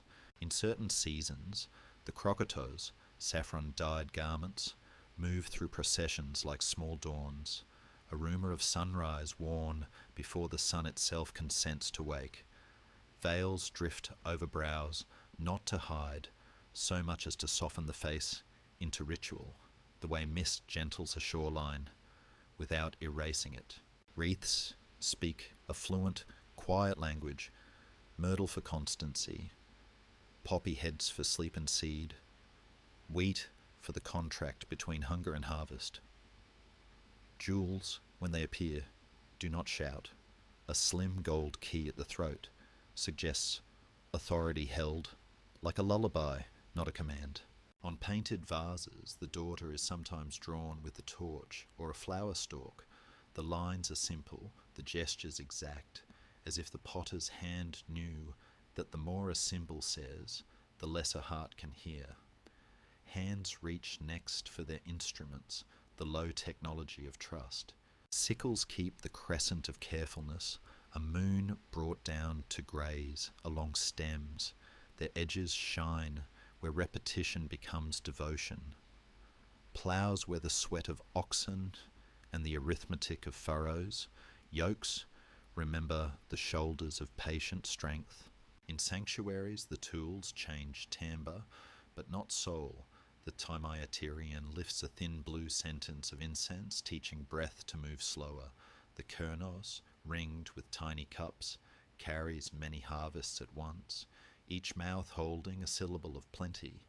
Grain, oil, honey, maybe a pinch of salt, all travelling together, as if abundance preferred not to go alone. Libation bowls keep the curve of given, strainers sift out haste. Torches are instruments too, light tuned down to the key of reverence, a flame that writes a steady line through dark rooms, persuading shadows to stand aside without making them feel banished. Keys, when lifted in icon and carving, are verbs more than nouns: open, keep, return, and the hand that holds them is not clenched. Even the pomegranate becomes a tool of time. Split open, it is a calendar scattered into rubies. Left whole, it is a sealed promise, a red planet content to orbit in a bowl by lamplight. Around these humble excellences rise rooms that train the body to remember what the mind would forget. Architecture here rarely brags. It shepherds. The telesterion at Eleusis, wide, thoughtful, almost austere, is a house that chose to be a horizon indoors. Rows of columns teach the eye to breathe in intervals. Doorways face one another, like respectful elders, keeping a conversation balanced. Stone benches, unromantic and exact, understand how long a vigil can take. Floors hold the memory of sandaled feet, sorting themselves into silence. Outside, the propylon receives arrivals with a simple, accurate welcome. A court opens where sky can be consulted without words. The sacred well keeps its own geometry of listening. A round patience, water lifting a dim face of daylight to those who lean near, as if to say, take what you need, leave what you cannot name. Storage rooms breathe cool promises to grain. Small chambers shelter linen and lambent oil. A hidden place, mysterious because privacy is a kindness, not because spectacle is withheld, gathers the objects that will rehearse hope when the hour arrives. Elsewhere, rural shrines do the same work in wood and field stone, a low threshold that slows the foot, a beam from which bunches of drying herbs turn the air quiet, a niche where a lamp exercises its modest courage. Caves, when they serve as doors between climates of being, are houses without carpenters. Their drip-stitching teaches patience. Their damp walls ask voices to lower themselves as if in the presence of an elder. In such places, architecture is not a stage, but a metronome, keeping time so hearts can find the beat of return. The domestic rooms that flank these holy spaces borrow and lend sacred sense. Looms stand like tall harps and sing in threads. Mothers and daughters keep the weather in motion by passing shuttles back and forth, making from sheep and plant the very grammar of warmth. Breadboards wear moons of flour dust. Knives keep a rational edge. Amphorae lean against walls with the well-earned dignity of storage. Wine, oil, and water lined up like the three temperaments of comfort.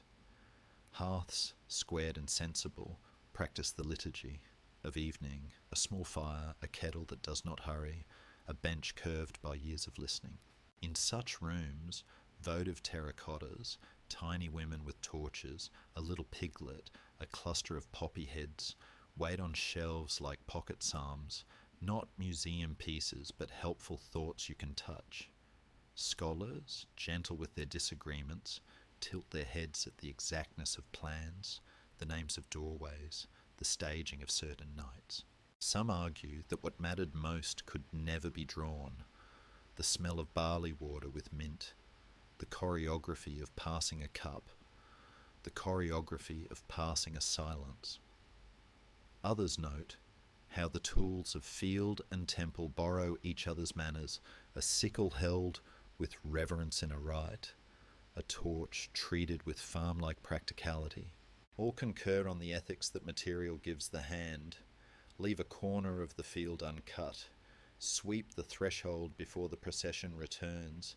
Mend cloth. Oil hinges. Keep a lamp for wanderers. So the myth becomes furniture, sturdy, useful, soft at the edges where many palms have polished it. She, fluent in both alphabets, meadow and marble, moves among these things not as an icon among props, but as a breath through reeds. Her touch is what makes them remember their purpose without pride. A torch is only fire until she carries it. A key is only metal until she looks back through a doorway and promises that doors are for returning. And when night leans in, and the telesterion exhales its cool darkness, like a tired but contented animal, people step out into starlight, wearing wool that holds a blessing, the way bread holds heat. Somewhere a loom pauses, with a thread drawn and waiting. Somewhere a torch stand cools its ladder-shaped shadow on stone. Somewhere a bowl of red seeds, uncut and patient, gathers lamplight the way a pond gathers the moon. And in that stillness, between tool and hand, between wall and breath, A small door within the heart swings on oiled hinges and does not yet choose to close. Every enduring tale wears a central thread and a shawl of variations, and hers is no different.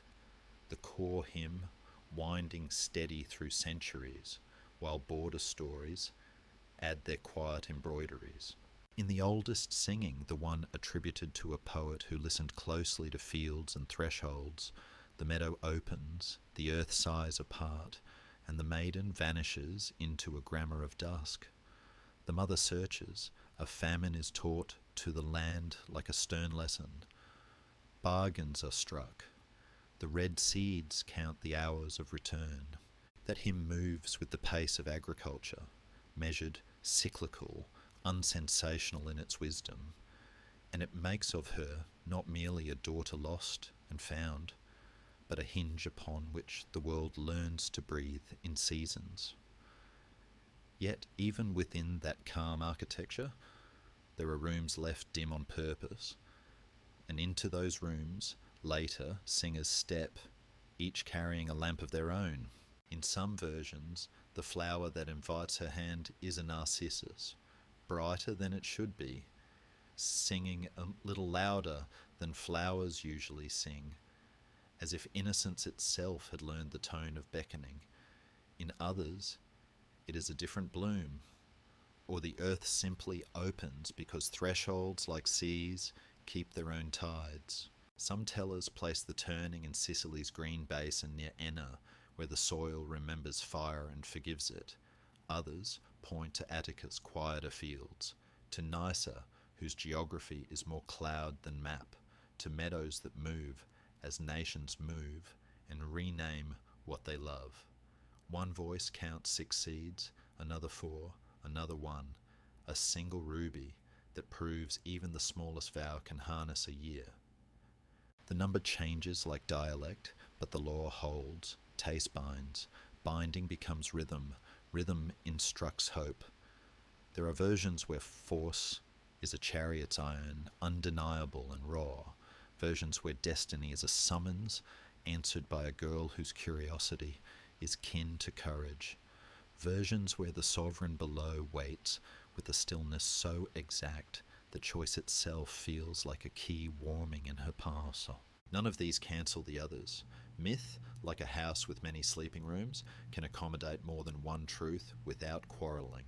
When the tale travels to Rome, she learns a Latin name, Proserpina, and the treaty arrives with her like a familiar instrument that can be tuned to new weather.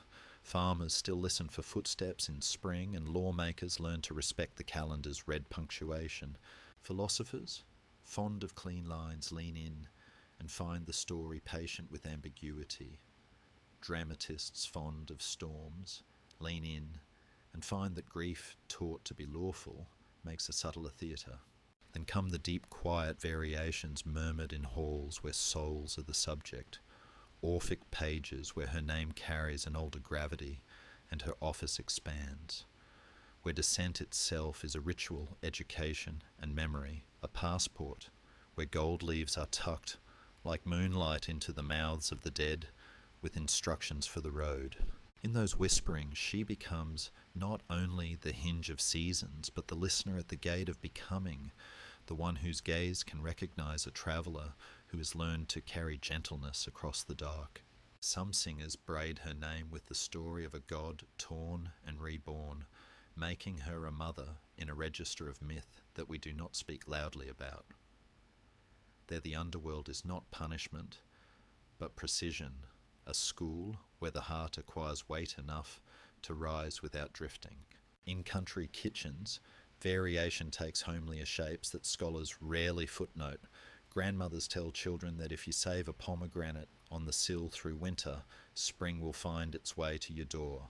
Shepherds say that the first narcissus is a polite knock, not a demand. Millers keep a custom of folding a handful of last year's flour into the first dough of the new harvest, because return tastes better when it remembers. Painters and potters issue their own revisions with brush and slip. In one vase, she stands calm with a torch, already fluent in the underhall's alphabet. In another, she tips a kernos ring, distributing fullness, as if each cup were a syllable of blessing. In a fresco, her eyes are the exact colour of a decision made without cruelty. Some sculptors put keys in her hand, some put flowers, some give her both. A grammar lesson in what sovereignty can mean when it refuses to choose between tender and stern. Even the length of her above time and below time bends to climate and custom. 4 months where winter is brief, 6 where snows think more slow and thorough thoughts. A tilt this way or that across valleys and centuries that never quite breaks the promise of return. What is constant is the hinge itself, departure that is not annihilation, reunion that is not denial of the new knowledge earned underground, and always, at the margins, Hecate's steady flames are seen or guessed. Some tellings make her merely witness, others companion, still others tutor at the crossroads where the soul reconsiders its road. Across all versions, the mother remains the pedagogue of bread and boundaries, grief that becomes policy, love that is unafraid to use weather as grammar. The sovereign below remains the custodian of endings, sometimes cold to the touch, sometimes grave, with an unexpected kindness that is only order behaving well. And she, moving between them, remains the interpreter who refuses to reduce either realm to caricature. If one listens long enough, a deeper pattern emerges beneath the weave of differences. Flowers entice, not only because they are beautiful, but because growth itself longs for its next pronunciation. Seeds bind not only because law is stern, but because time asks us to keep appointments with the selves we have not yet become. Descent reads like loss until the lamp is lit from within. Ascent reads like triumph until one remembers that nothing loved returns unchanged. These are not contradictions so much as chords. The myth holds them the way a good hand holds reins, lightly, sure of the direction without bruising the animal. And so the shawl of variance keeps the shoulders of the hymn warm as it walks through ages. In one town a bell counts 6 seeds, in another a whisper counts 1. In one painting she is still core, in another she is unmistakably a queen. Yet wherever the story pauses, it teaches the same slow art. Learn the names of hidden doors, keep a lamp, share your harvest, accept the winter without slandering it, welcome the spring without embarrassing it with applause. Soon we will leave the galleries of tellings and step into the small wisdoms that keep people alive through thin months, the recipes and rites, the field craft and heart craft by which mortals apprentice themselves to return. Even now, somewhere, a woman ties mint in a bundle to hang near the door. Somewhere else, a man oils a hinge against the coming frost. Between them, the road listens. And in a low room, a bowl of red stars holds steady, patient as a teacher who knows the class will arrive one by one, each carrying a different story, all needing the same gentle lesson in how to survive. Knowledge that survives winter often travels in plain clothes, and in her orbit it wears wool and ash and the dust of fields, less a doctrine than a choreography remembered by hands. In valleys that lean toward Eleusis, people keep a weather eye the way sailors keep a tide eye, not superstitious, only attentive to the small grammar by which the world clears its throat before speaking. Shepherds teach their children to read the sky in verbs, how a hard wind will not apologize, how a white-bellied cloud means water with manners, how evening smells different when rain has made up its mind. Farmers listen to barley with the patience of old friends. When the stalks lose their green syllables and take on a straw-coloured voice, it is time to bring the crescent of the sickle. When kernels resist the nail by exactly so much, storage will be safe. They sink clay jars in cool earth, glaze them against mice and moisture, Line them with leaves whose oil writes a thin treaty with mould. Pickled olives are stowed, like modest anchors, against lean waters. Figs are sliced, sunned, and tied into wreaths that keep sweetness on a string. Salted fish stack in amphorae, like disciplined rows of commas, holding the sentence of hunger open until the next clause of plenty arrives. In kitchens that practice the mystery's courtesy, a little portion is set aside. Gleaners know which corners of which fields are left to them. Widows know which doorways are friendly in the dark. Children know that the last crust belongs to birds and to the uncounted guests who travel. Hungry under many names, trees are citizens in this knowledge. Figs teach restraint. Do not harvest at first sweetness. Let the fruit gather its sentence to a full stop. Olives teach the engineering of patience. Press what is ready and leave the rest to deepen. Oil will sing longer if poured from amphorae that have learned not to boast. Pomegranates, red planets of vow, are handled with the tact one uses for time. Some families keep one whole through winter as a lamp for the calendar, and when at last it is opened, the scattered rubies are shared with a gravity that makes even children quieter. Bees are professors in this school. Hives are placed where time studies the sun. The keepers wrap their wrists in smoke and speak the soft language of careful theft. In spring, when she walks the upper roads, the hives are eased of their surplus and fed in lean months with a compassion that remembers that sweetness is a partnership, not a pillage. Bread is its own curriculum. Old flour is folded into new, a continuity that tastes like memory. Leaven is cradled in a jar wrapped with cloth that smells of yesterday's hearth. If the mother of a house must travel, she leaves instructions the way sailors leave maps. Feed the leaven at dusk. Never scold a dough that took its time. Remember that an oven, like a heart, prefers steadiness to spectacle. Water is taught manners too. Settle in amphorae to let grit declare itself. Pour barley into it for a humble drink that keeps bodies from wobbling during long vigils and long walks. Mint is hung near doorways, not only to grace the air, but to instruct the mind that coolness can be domestic. On the road between city and sanctuary, feet learn the conservation of strength. Walk in shade when noon is loud. Trade burdens when a friend's shoulder tires. Tie sandals with knots that can be answered by cold fingers. Torches are trimmed to burn without boasting. Oil is measured so that the last hour has as much light as the first. In caves that double as thresholds, voices lower and fires follow the contours of stone, testing air for safety before asking it for blaze. Hecate's wisdom lives in such margins. Do not fear a crossroads, ask it questions. If two paths are good, consider the one you have not yet worn into habit. If dogs grow restless, listen for visitors you cannot yet see. Her twin flames are more than light. They are the discipline of standing still until the choice ripens.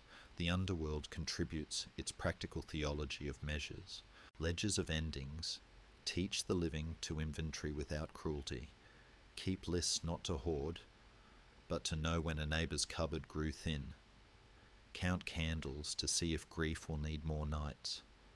Fold shrouds to the right size, so dignity is a constant, not an extravagance. Even the art of burial learns an ethic of economy. Pottery that breaks in firing is not wasted but made votive. Wreaths are woven from what fields can spare. In dry years, priest and market whisper to each other like two hands at one loom. Tolls lower their voices. Temples open storerooms that smell of promise kept, and ships adjust ballast from profit to mercy. The Eleusinian rites themselves are survival training disguised as reverence. Processions rehearse the physics of shared effort, how many shoulders a sacred thing requires, how to match pace to the slowest dignity in the line. The barley water instructs bodies to endure night without quarrel. The great hall teaches how to make a house hold many hearts without heat or rancour. The secret at the centre, whatever it showed or said, graduates people into a quiet that is stronger than panic. They go home knowing how to sit with winter as with a stern but fair teacher, and how to recognise the first small green as if it were a letter from a beloved. Story itself is an instrument in this kit. Grandmothers place the tale where a household can reach it, on porches, beside looms, over pots. What goes returns, they murmur, tying it to practical instruction. Return baskets to those who lend them. Return tools sharper than you received them. Return words gentler than they arrived. What returns is changed, they add, guiding children to mend rather than discard, to greet the repaired hinge as a friend wiser than a new one. When doubts come, they are not treated as treason, but as weather. Let them pass through the house with windows slightly open. The smoke of a small lamp will carry them out. On the hill above a village, a watchman learns to read the sea. If sails multiply, the town adjusts bread and benches. If the horizon darkens with weather, fishermen are met at the quay with dry wool and broth. Between seasons, the community convenes without fanfare. Which field will lie fallow? Who will shepherd the orphans of last year's fevers? Where the sacred road needs repairing before pilgrims lend it their footsteps again. She moves among these customs like a password that unlocks calm. Above, she steadies the hand that harvests too soon. Below, she aligns the shelves where memory waits. In both places, survival is not drama but rhythm. The practiced breath by which hearts carry their small lamps through a corridor that can be long. Toward the close of such a year, jars sealed and torches trimmed, the fields inhale and hold. The road listens for new feet. The sea wind brings rumours stitched with other tongues. And at the edge of the known, meadow giving way to harbour, sanctuary giving way to gate, she pauses with a key warm in her palm, as merchants hoist sails and ambassadors pack scrolls, and the story, full of its homely wisdom, leans toward the wider world like a lamp held out to an arriving stranger. When a story learns to travel, it clothes itself in the local weather and keeps its heartbeat the same, and so her rhythm, descent, return, the law of seeds, steps onto ships and down roads, finding new tongues without losing its accent. The first wide door is Sicily's harbours, where grain and rumour share the same holds. Sailors who measure distance by the taste of wind carry her treaty to other coasts. In Magna Graecia, the meadows borrow an Italian light. Hill towns hear of a mother who instructs weather and a daughter who keeps keys, and their own fields nod in recognition. In Rome, the name changes like a gown at dusk, Proserpina, but the hinge remains. Treaties are signed by calendars, harvest is a civic virtue. Granaries become the quiet temples of municipal peace.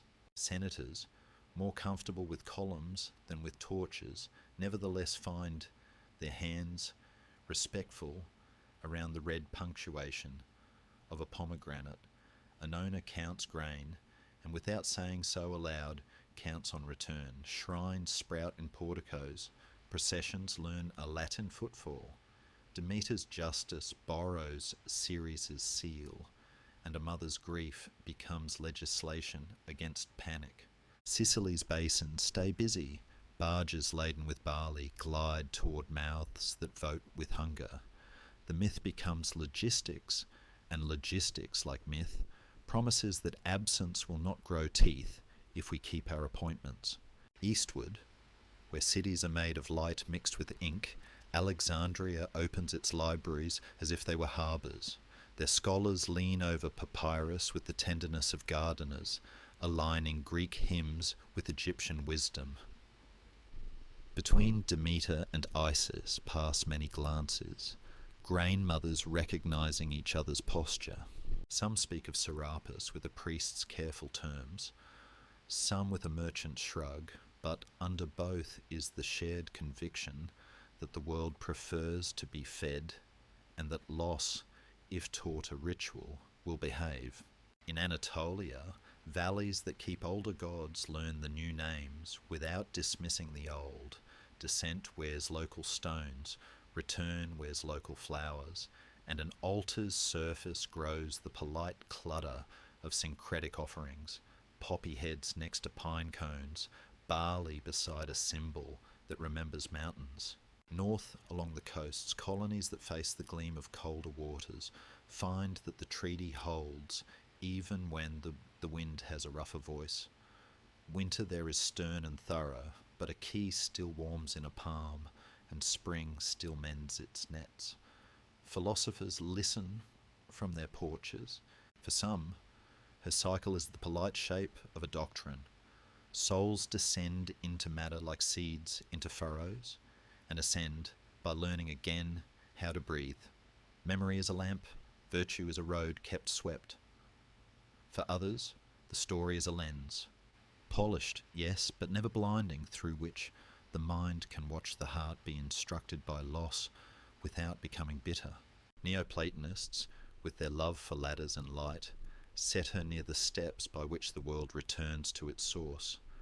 Orphic pages, tucked like moon-silver leaves into the mouths of the dead, speak to her gently, asking that thresholds be merciful to travellers who have practiced their questions. In these schools, Hades ceases to be a dragon's den and becomes a library of endings, and she moves among the shelves with the same steady hand she uses in fields, aligning spines so grief can find its place. Meanwhile, in the provinces where roads pass through forests that keep secrets longer than cities do, the story is baked into household bread. Mothers tell daughters, over wool and water, that winter is not an enemy, only a teacher who dislikes noise. Fathers, counting logs, promise children that a lamp can be brave in a small room, and that bravery can be quiet. Pomegranates arrive at markets like visiting dignitaries, their price a lesson in how sweetness can be a vow. Keys on chains jingle softly in doorways, where women measure out lentils and talk of weather as if it were a neighbour who might overhear. On coinage, wheat stands straight-backed. On frescoes, a woman with torches steps into townhouses where the noise of dinner softens when she enters the paint. Not all transfers are smooth. In some places, zeal, newborn and anxious, tests old rites with sharp questions. A few torches are mocked, a few secrets caricatured, a few fields slandered as superstition. Yet the heart remembers what the tongue forgets, that rites are rehearsals for difficult seasons, and that a society's gentleness can be measured by the softness with which it treats thresholds. Even the sternest critics keep keys. Even the most austere households pour oil with a patience learned from groves and stories. In later centuries, painters in cold studios far from Eleusis reach for the same grammar. One sets her in a meadow bluer than truth, one lowers her into a shadow where the eyes learn discipline, one crowns her with wheat that looks like sunlight trained to sit still. Sculptors press red stones into necklaces that rest above throats that will one day tell daughters the old. Soft sentence, what goes, returns.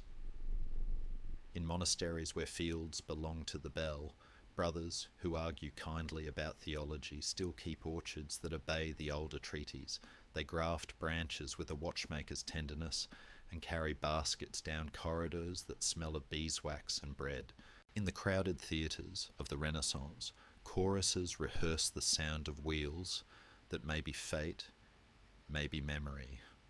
Actors practice the posture of a queen who has learned to speak 2 languages at once, meadow and marble, and audiences walk out into lantern-lit streets with a little more patience for winter. Empires rise and fold their maps away. Calendars are adjusted by astronomers whose instruments are more exact than torches. Yet when the new tables are consulted, the old hinge still opens. Sowing waits for its messenger. Reaping remembers gratitude. In quiet revolutions and loud ones, a bowl of seeds on a table retains its modest authority, reminding reformers that law without return is a prison, and tradition without dissent is a museum. And in our own hours, cities wired with light, fields fed by machines that count better than farmers used to, someone stands in a kitchen at night, splits a pomegranate over a sink, and pauses at the sound the seeds make falling into a bowl, the tiniest, ancient rain. The myth has met the wider world not as a conqueror, but as a guest who brings bread and a key, and in meeting it, the world becomes better at both feeding and opening. Out beyond harbours and libraries, in a small park where winter keeps its honest edge, a child drops a seed in the dirt with the faith of someone who has heard an old story and decided it is also a plan. The ground receives it without fuss. The air holds its breath, and somewhere, faint but present, torches bud like commas in the dusk, while a road none of us can see yet warms itself with the memory of footsteps still on their way. The quiet legacy she leaves in our century does not stride. It settles into kitchens and clinics, into parks where winter has honest teeth, into calendars pinned with small hopes, until we are living by her rhythm without naming it. In cities where dawn comes by electricity before it comes by sky, people still mark their days with a soft hinge, a season of going inward, a season of coming back out. Therapists with rooms arranged like kind harbours speak to grief in her dialect, teaching descent without panic and return without amnesia. They call it integration, but the bones know it as the old law of seeds. In hospitals, where night hums in blue tones, nurses light their voices like torches, guiding families through corridors of measured endings. Pomegranates do not appear on the charts, yet someone brings one to a waiting room, splits it with a plastic knife, and the patient red keeps courage from thinning. In neighbourhoods, where stoops serve as front row seats to weather, elders teach children to read the year as a conversation, not a verdict. Pick late, store carefully, share what cannot be kept. Windowsills become little sanctuaries, bowls where fruit is also a clock, jars where sourdough sleeps and wakes. Keys rest in trays by the door, their metal remembering the temperature of return. Artists continue their long parliament with her. A photographer watches a subway mouth, breathe people out at dusk and thinks of thresholds. A choreographer sets a duet in which 2 bodies circle, separate, and meet again with a knowledge that did not exist before. A painter gives a woman a lamp and a gaze that knows how to be gentle without being vague. In literature, characters learn the same lesson under many names. The passage through shadow that gives language weight, the homecoming that refuses to pretend nothing has changed.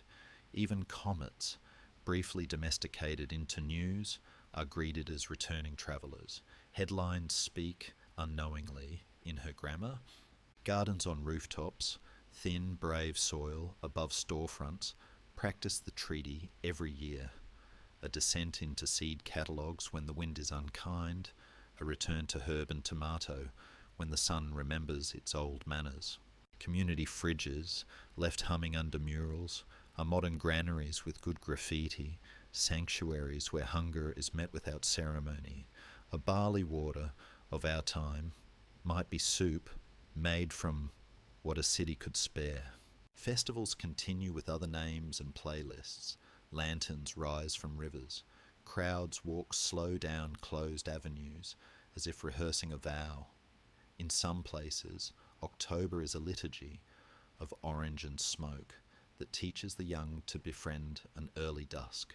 At funeral homes, directors move like librarians in a quiet archive, arranging endings so they are navigable.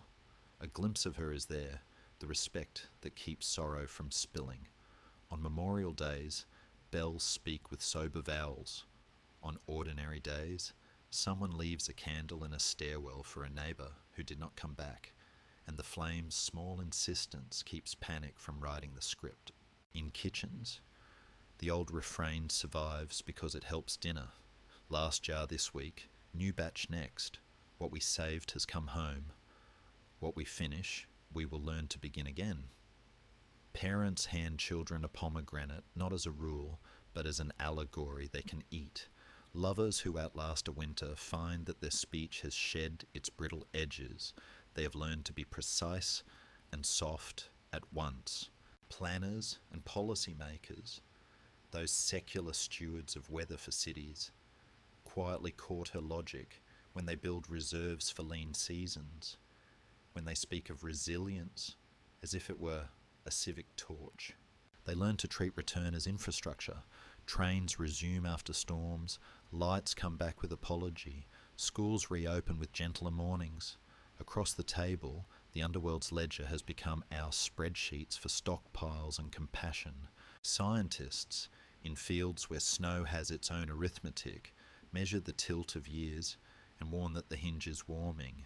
They stand at microphones with Helios's plain courage and Hecate's crossroads patience, asking us to learn policy as a ritual. Tend, spare, repair. Activists plant trees with a ceremonial accuracy, depth of hole, looseness of soil, turning restoration into a rite that remembers old sanctuaries without borrowing their nouns. The faithful, under many roofs, find her music in their own hymns, candles in November windows, fasts that sharpen kindness, feasts that legislate gratitude. They carry keys of many shapes, but every key knows the pleasure of a door that opens both ways. In museums, terracotta votives and Kernos bowls sit behind glass with the humility of things that worked. School children press their faces near, and docents, keepers of soft torches, teach that religion was also a way to make sure no one starved. In kitchens again, where history actually votes, a grandmother oils a hinge against the coming wet, and the sound it makes, a small, satisfied sigh, feels like myth deciding to live in the house rather than the book. Meanwhile, private hearts apprentice to her without announcing it. A man who has avoided his sorrow finds a stare in himself and takes it, one lamp at a time. A woman who feared her joy would vanish learns to let it come and go without mistaking absence for betrayal. Sleep itself is her most ordinary sanctuary, each night a polite descent, each morning a lawful return, dreams doing the underworld's kind work of filing and balancing. The legacy is not spectacle, it is manners for the soul, how to leave, how to come back, how to keep faith with a cycle that refuses to flatter us with permanence and refuses also to abandon us to drift. And yet, in lecture halls where footnotes gather like dry leaves, scholars still tilt their heads at the hinge, asking precise questions because accuracy is another way to keep hope honest. How many seeds? Which road? What the rites actually showed and not merely suggested? Their diligence is part of her afterlife too. The promise that reverence can be clear-eyed without losing warmth.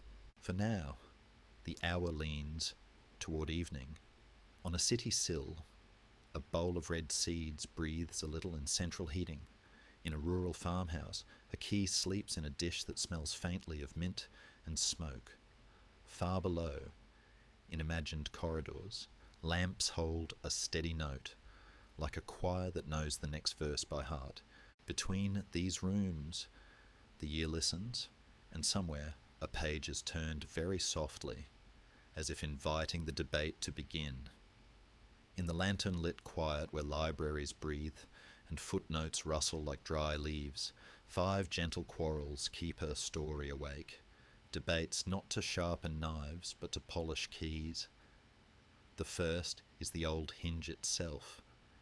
Abduction or consent? Some scholars, reading the hymn in its plainest grain, hear the iron of a chariot and the cry of a girl surprised beneath a narcissus, and they shape the tale as force that becomes law, winter legislated by a taking. Others, listening for undertones, trace a consent that grows in stages. The maiden learning the downstairs alphabet until choice ripens like fruit, the queen tasting seeds not as accident, but as oath. A third temperate company holds both truths at once, as if the story wished to say that becoming often begins in shock and matures in volition. In seminar rooms where voices prefer midnights to megaphones, this first quarrel softens into the question, how does agency arrive? As thunder, as dawn, or as a lamp we learn to carry after someone places it in our hand? The second quarrel counts rubies. How many seeds and what calendar do they buy? Texts differ as bees differ between hills. Some say 1, some 4, some 6, each number ringing a different chapel bell. Those who tally 6 hear the clean division of year into halves and argue that agriculture needs a steady metronome. Those who count fewer propose local clocks, shorter winters, climates tuned otherwise, an admission that myth bends to weather the way a reed bends to wind. A subtler thread asks whether the seeds measure not months, but meanings, that any number greater than 0 binds time to memory, that the smallest taste is enough to teach return to keep its appointment. The bowl on the low table, our recurring witness, does not answer. It simply glows, and scholars, smiling despite themselves, turn the page with quieter hands. The third quarrel is geographical and therefore tender. Where did the door open? Sicily's Enna, with its volcanic patience and meadows cupped like hands, raises a persuasive finger. Attica's Eleusis, with its listening well and road that remembers footsteps, raises another. Nysa, drifting like a cloud through sources, suggests that the origin is a mood more than a map. Philologists follow syllables across coastlines. Archaeologists lean over stones that kept their counsel a long time. Both agree that place is a teacher, and that the story prefers landscapes where water vanishes to return elsewhere, where caves practice the art of threshold, where fields have learned to forgive old fire by turning it into bread. The debate, like a good journey, changes its travellers without disgracing their starting points. The fourth quarrel is the softest and deepest. What, precisely, did the mysteries give?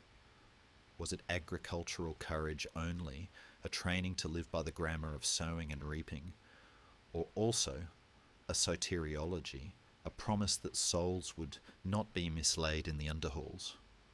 One choir, humble as barley water with mint, hears the rites as civic mercy, a choreography that keeps cities from starving and grief from spilling. Another choir, candle soft, hears an afterlife lifted from dread, gold leaves in the mouths of the dead, passwords of kindness, a map through rooms where echoes behave. A mediating voice suggests the two are sisters, bodies fed, learn to hope. Hope, once learned, steadies hands that bake and hands that bury. The telesterian's wide interior seems to nod to both.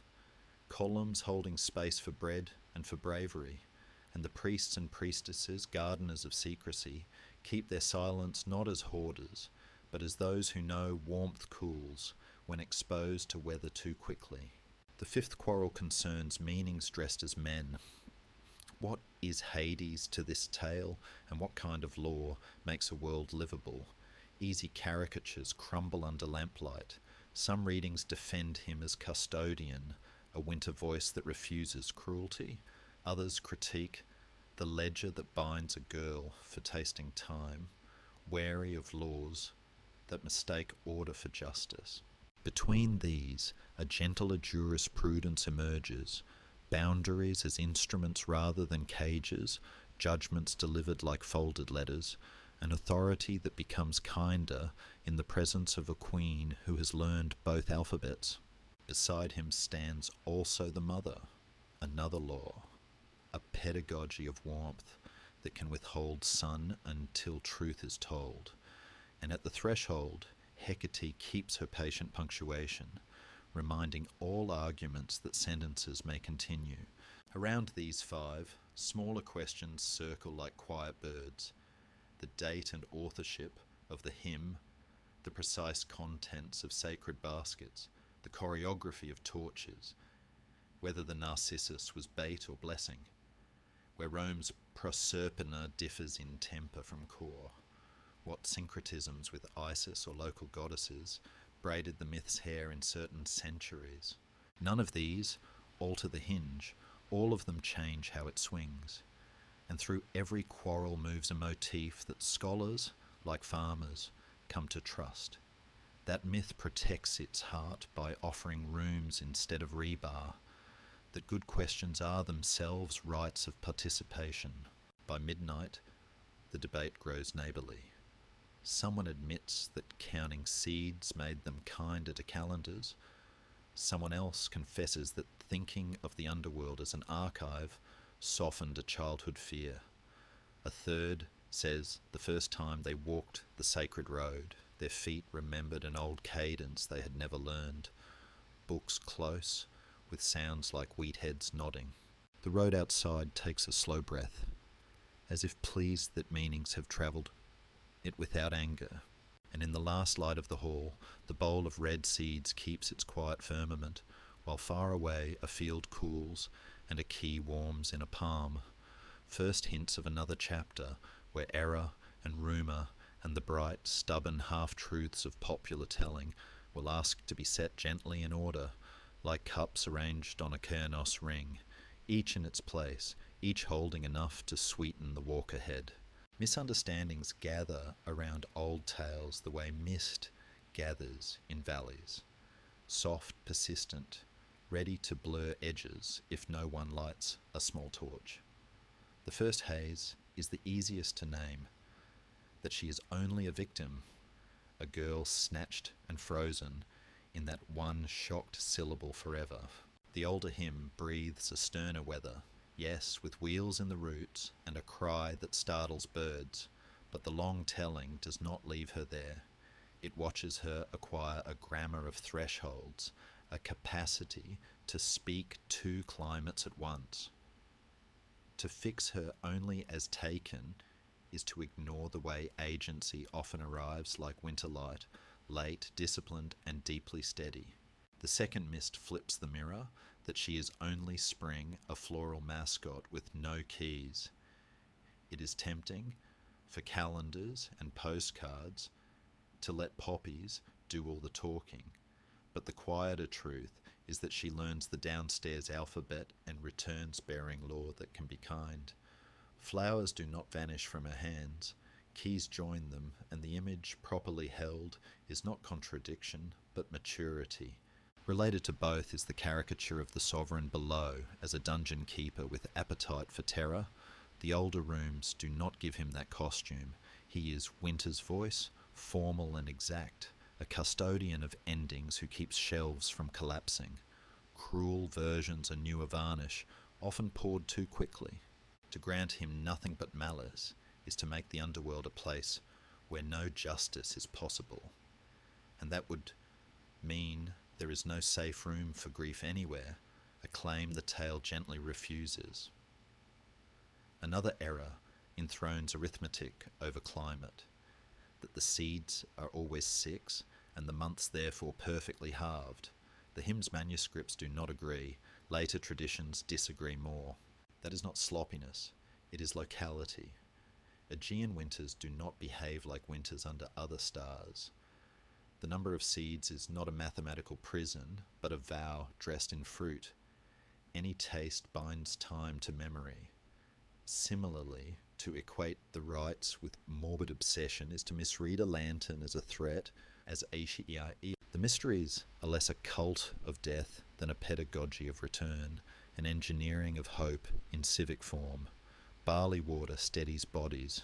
Torches persuade the night to behave. People come out walking as if the road itself had taught them how to keep company with absence. There is also the brisk modern habit of calling the mother's famine a tantrum. In mythic economies, grief legislates because bread is political. Demeter is grain's ethics. When love loses its child, fields should not pretend indifference. Her withholding is not caprice, it is policy, an appeal to the sky that says, with grave courtesy, the world must be arranged for reunion. Some mistake the bowl of seeds for a sin basket, a moral gotcha hidden in the kitchen. The tale is older than that register. Eating is covenant here, not trespass. The fruit is time's punctuation, not a trap. In other rooms, the conflation of every afterlife into one gloomy basement makes hash of nuance. The Greek downstairs has neighbourhoods, Asphodel's hush, Elysium's lucid meadow, Tartarus's steep justice. To erase those distinctions is to tell the living that all endings are the same, and that has never helped anyone sleep. Then there is the map that insists on one meadow only, Enna or nothing, Eleusis or nowhere. Place matters in this story, but moods matter more. Lands with vanishing rivers and caves that breathe are eligible doorways.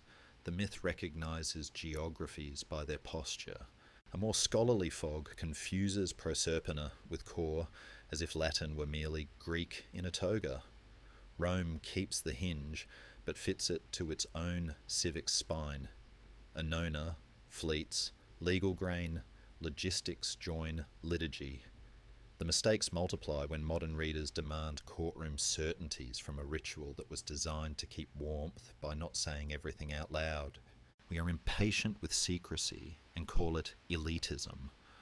Yet a secret held without arrogance is simply a hearth kept from the wind.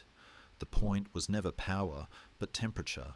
There are, too, misreadings born of kindness that forget precision, that any sorrow is a descent, any reunion a spring. The tale does not cheapen itself into metaphor on demand. It asks for a practiced ear. Not every grief is a winter, not every smile a thaw. Thresholds have specific music, and learning to hear it is part of the work. Some modern retellings are tempted to make the chariot into romance, a feverish love story that uses darkness as perfume. That is another kind of fog. Whatever tenderness grows in the halls below is not operatic. It is governance that learns courtesy. A ledger warms.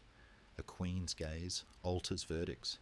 Shadows align because someone has arranged them with care. Love, if present, is winter's kind, quiet, accurate, unjealous of daylight. Finally, the most practical misunderstanding, that the story is a museum exhibit. It is a tool. It was built to be used for keeping cities fed, for teaching households to carry lamps through lean corridors, for instructing the heart in the art of leaving and coming back. You can hang it in a gallery if you like. It looks beautiful there, but it works best in a kitchen with flour on the air, or on a road where many feet need a shared cadence. What clears these fogs? Listening, which is the tale's first sacrament. Read the hymns slowly. Watch how the mother's politics shelters orchards. Notice how the seeds behave, like clocks that prefer wrists to towers. Remember that Eleusis did not export spectacle, but a steadier walk. When you light a candle for someone and place it in a window, you are practicing an old precision, not indulging in sentiment. When you save a pomegranate on the sill to open on a bleak night, you are joining a grammar. And when you correct a friend gently, no, not 6 everywhere, not always Sicily, not a prison but a library, you are keeping torches trimmed against winds that like to rush meanings into flames. By the end of such corrections, the valley clarifies. Meadows retrieve their edges. Corridors glimmer with their rightful pearls of lamp. The bowl of red seeds stops being a trap and becomes again a small firmament, patient as law. And in that cleaned air, the story is ready to walk into newer rooms, those with canvases and cameras and stages, where it will be dressed once more, sometimes wisely, sometimes foolishly, for crowds who crave the old rhythm in modern clothes. Somewhere, a director draws a torch in chalk on a rehearsal floor. Somewhere, a cartoonist inks a key at a girl's throat. Somewhere, a song decides to sound like footsteps returning. The sacred road listens, amused and hopeful, as pop culture warms its hands at an ancient fire, and the door, generous as ever, leaves itself slightly ajar. Stories that learn to live many lives put on costumes the way seasons put on weather, and hers has walked into our bright rooms wearing celluloid, paper, ink, pixels, each medium a new garment for the same slow heartbeat. On screens, directors lean toward the Narcissus moment as if it were a stage cue. Wheels in roots, a sky briefly astonished, the world taking a breath it didn't know it needed. Some choose the iron of the chariot and the cry that startles birds, a visual grammar of shock that lets winter enter the frame with a clean, cold edge. Others smudge the hinge into suggestion, grass flattening in a ring, a shadow remembering its owner, a girl's hand hovering over a flower that looks too bright for honesty. The underworld is most often lit like a cathedral that kept its lamps after midnight, columns exhaling darkness, corridors pearled with patient flames. And when she meets the sovereign of measured endings, the camera, wisely, quiets. Romance here, if it visits at all, is winter's version, an accuracy of regard rather than a fever. Keys appear, and they are not only props but verbs. Torches move the way commas move in long sentences. Even when scripts argue, abduction or invitation, one seed or six, the lens returns to her gaze, which carries the knowledge that thresholds are not solved. They are practiced. Animations less anxious about realism draw poppies that breathe and rivers that think. A bowl of red seeds rotates like a tiny galaxy, while a voiceover, kind as an aunt, tells children that promises can be tasted. In such drawings, Hecate's dogs wag in slow arcs near crossroads that wear polite lanterns. The best of these tales end with a door left slightly ajar, a cue for sleep to find its way in. On pages, poets handle her like a key that fits more than one lock. Some make of her a grammar for becoming. Core as dawn, queen as dusk, a vocabulary learned in candlelight, while others place her at the desk of a modern room and let the bowl of seeds glow beside a laptop, a reminder that time will ask for its small red signatures whether we sign with myth or with calendar apps. Novelists borrow the treaty and sneak it into plot. A heroine who spends half her chapters in a bright, difficult city and the other half in a quiet archive where echoes behave. A mother whose grief legislates the weather of a household until truth arrives. A messenger in winged sneakers who moves between departments, fixing forms with unshowy competence. Comics and graphic novels, where thresholds love panels, treat the hinge as a page turn. Black frames become corridors, white gutters become crossings, and her crown is drawn some nights as wheat, some nights as shadow, some nights as a diadem of tiny lamp flames. Game makers translate keys into mechanics, doors that remember you if you have learned a certain courtesy. Gardens below ground, where pale blossoms open because a player paused rather than hurried. A currency of seeds that must be shared to advance. Even pop songs, brief as meteors, press a pomegranate into a chorus, or rhyme Persephone with telephone because the ear even when it laughs, loves the old cadence of leaving and return. Fashion borrows her without embarrassment. Winter lines that dress queens in black with small, precise gleams. Spring campaigns that send models down runways, holding flowers like thoughtful propositions, rather than trophies. Perfumes decant her into notes, pomegranate at the top, narcissus in the heart, resin in the base. As if a torch had been translated into amber, a bottle becomes a little telesterion for the wrist. In theatre, choruses still know how to be wind. A director draws a chalk circle on the floor and tells actors to imagine the earth considering whether to become a door. Lanterns are trimmed. Barley is poured from hand to hand until the sound of it becomes a hush. The audience watches a girl acquire keys in the careful way a seed acquires gravity. When the curtain falls, people walk out into modern streets and discover they have been taught how to breathe through November.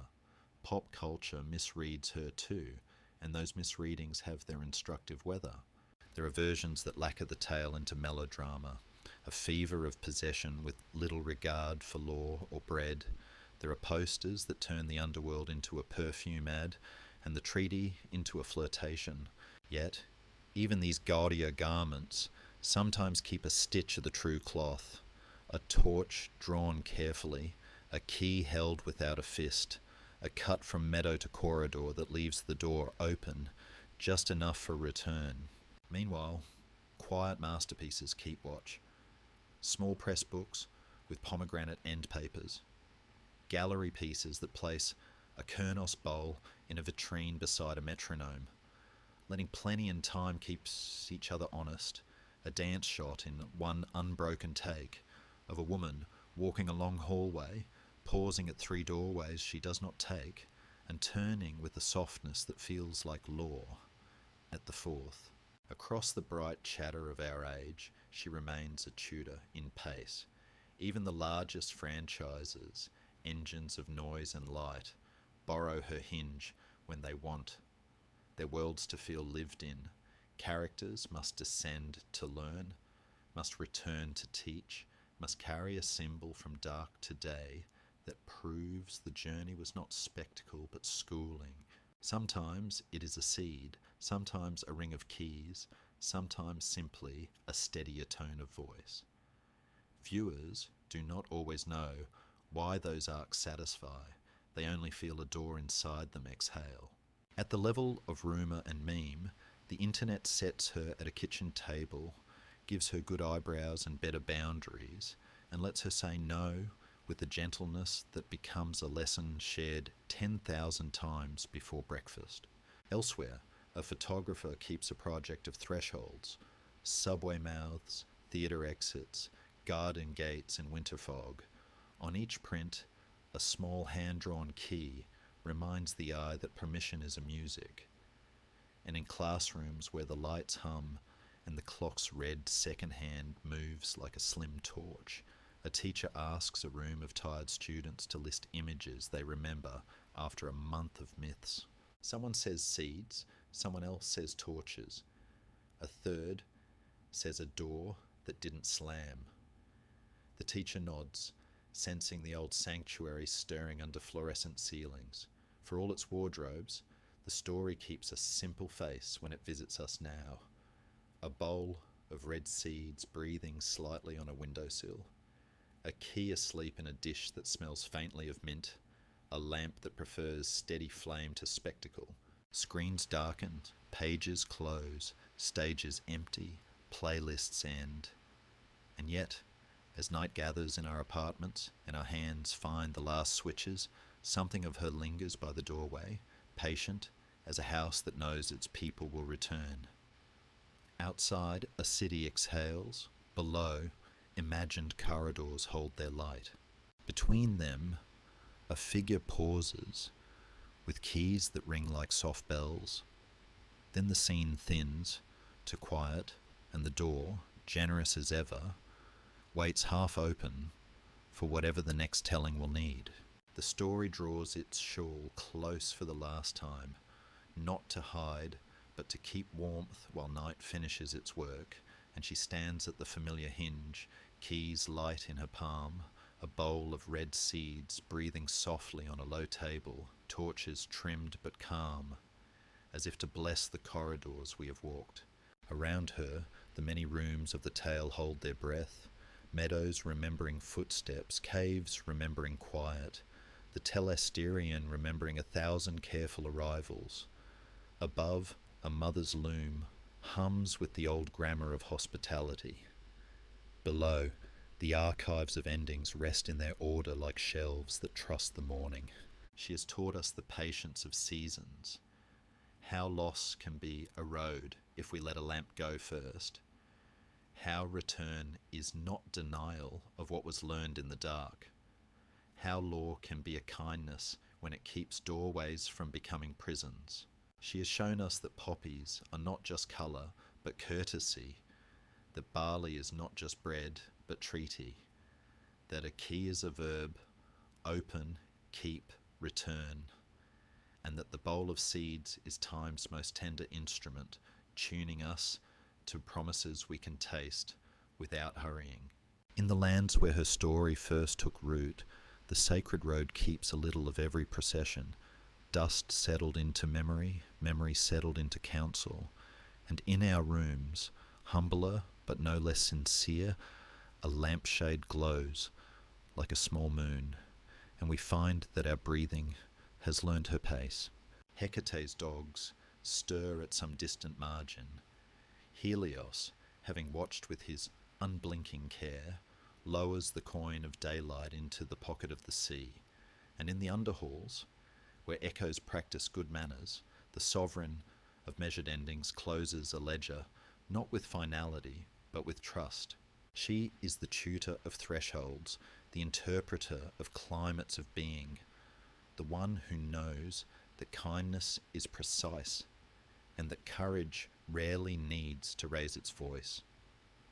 We have followed her through the gentle disputes of scholars and the steady customs of kitchens. We have stood with her at wells that listened, fields that forgave old fire, corridors that learned to pearl themselves with patient light. We have watched a mother turn grief into policy, so the world would be arranged for reunion, and a daughter turn shock into agency, so return would not be mere repetition but growth. We've tasted the way a city grows gentle when it rehearses a vow together, how barley water steadies a body, and a shared silence steadies a town. We have seen the underworld become not a rumour of terror but a careful library, where endings are shelved so that memory can find them without stumbling. And we have learned that upstairs and downstairs are not enemies but partners in the housekeeping of hope. If we carry anything from these nights, let it be a handful of images, soft enough for sleep and strong enough for day, a lamp that prefers steadiness to spectacle, a key resting in a dish that smells of mint, a kernos bowl, each little cup holding a syllable of plenty, a door that never slams, only breathes. Let it be a sentence we can speak to ourselves in thin hours. What goes returns, what returns is changed, and that is not a failure, but a fragrance. Let it be a habit of gentleness, leaving a corner of the field for those who come late, setting one extra place at supper for the traveller grief sometimes becomes, lending tools with the blessing of sharper edges upon return. And when the year tilts, as it always will, let us remember that winter is a stern teacher but a fair one, that spring is not a trumpet but a careful unbuttoning, that sleep is a lawful descent and morning a lawful homecoming. In the hush that follows a long telling, the world listens to itself. Fields turn their faces up. Wells gather a round of stars. A kitchen somewhere puts away the last cup and thanks it for its service. The sacred road, which runs now through our own days, as much as between Athens and Eleusis, keeps a faint warmth as if it knew our footsteps before we took them. And she, flower bearer and key keeper, core and queen, stands a little apart, not to withdraw, but to allow us the quiet dignity of walking on with what we have learned. Thank you for keeping company through this journey of soft thresholds and honest seasons, for letting torches ride a steady line through your evenings, for holding the red seeds in your imagination until they brightened into promise. Thank you for listening with a patience that made the rooms of this myth feel lived in again, for letting old symbols sit at your table without asking them to perform. Here the tale bows, meadow to marble, lamp to ledger, and leaves its gifts where you can reach them when the night grows long. A key for your pocket, a calm for your breath, a way of returning that does not erase the dark it has crossed. Now the house grows still. The bowl of seeds dims to a soft ember. The last torch lowers its flame until it is simply warmth. And in that tender half light, the story kisses your brow with the blessing of ancient kitchens and quiet halls. Rest well, for tomorrow, as ever, will open its door, and somewhere on the threshold she will be waiting, steady as law, gentle as spring, smiling like someone who has walked the long corridor and knows the way back by heart.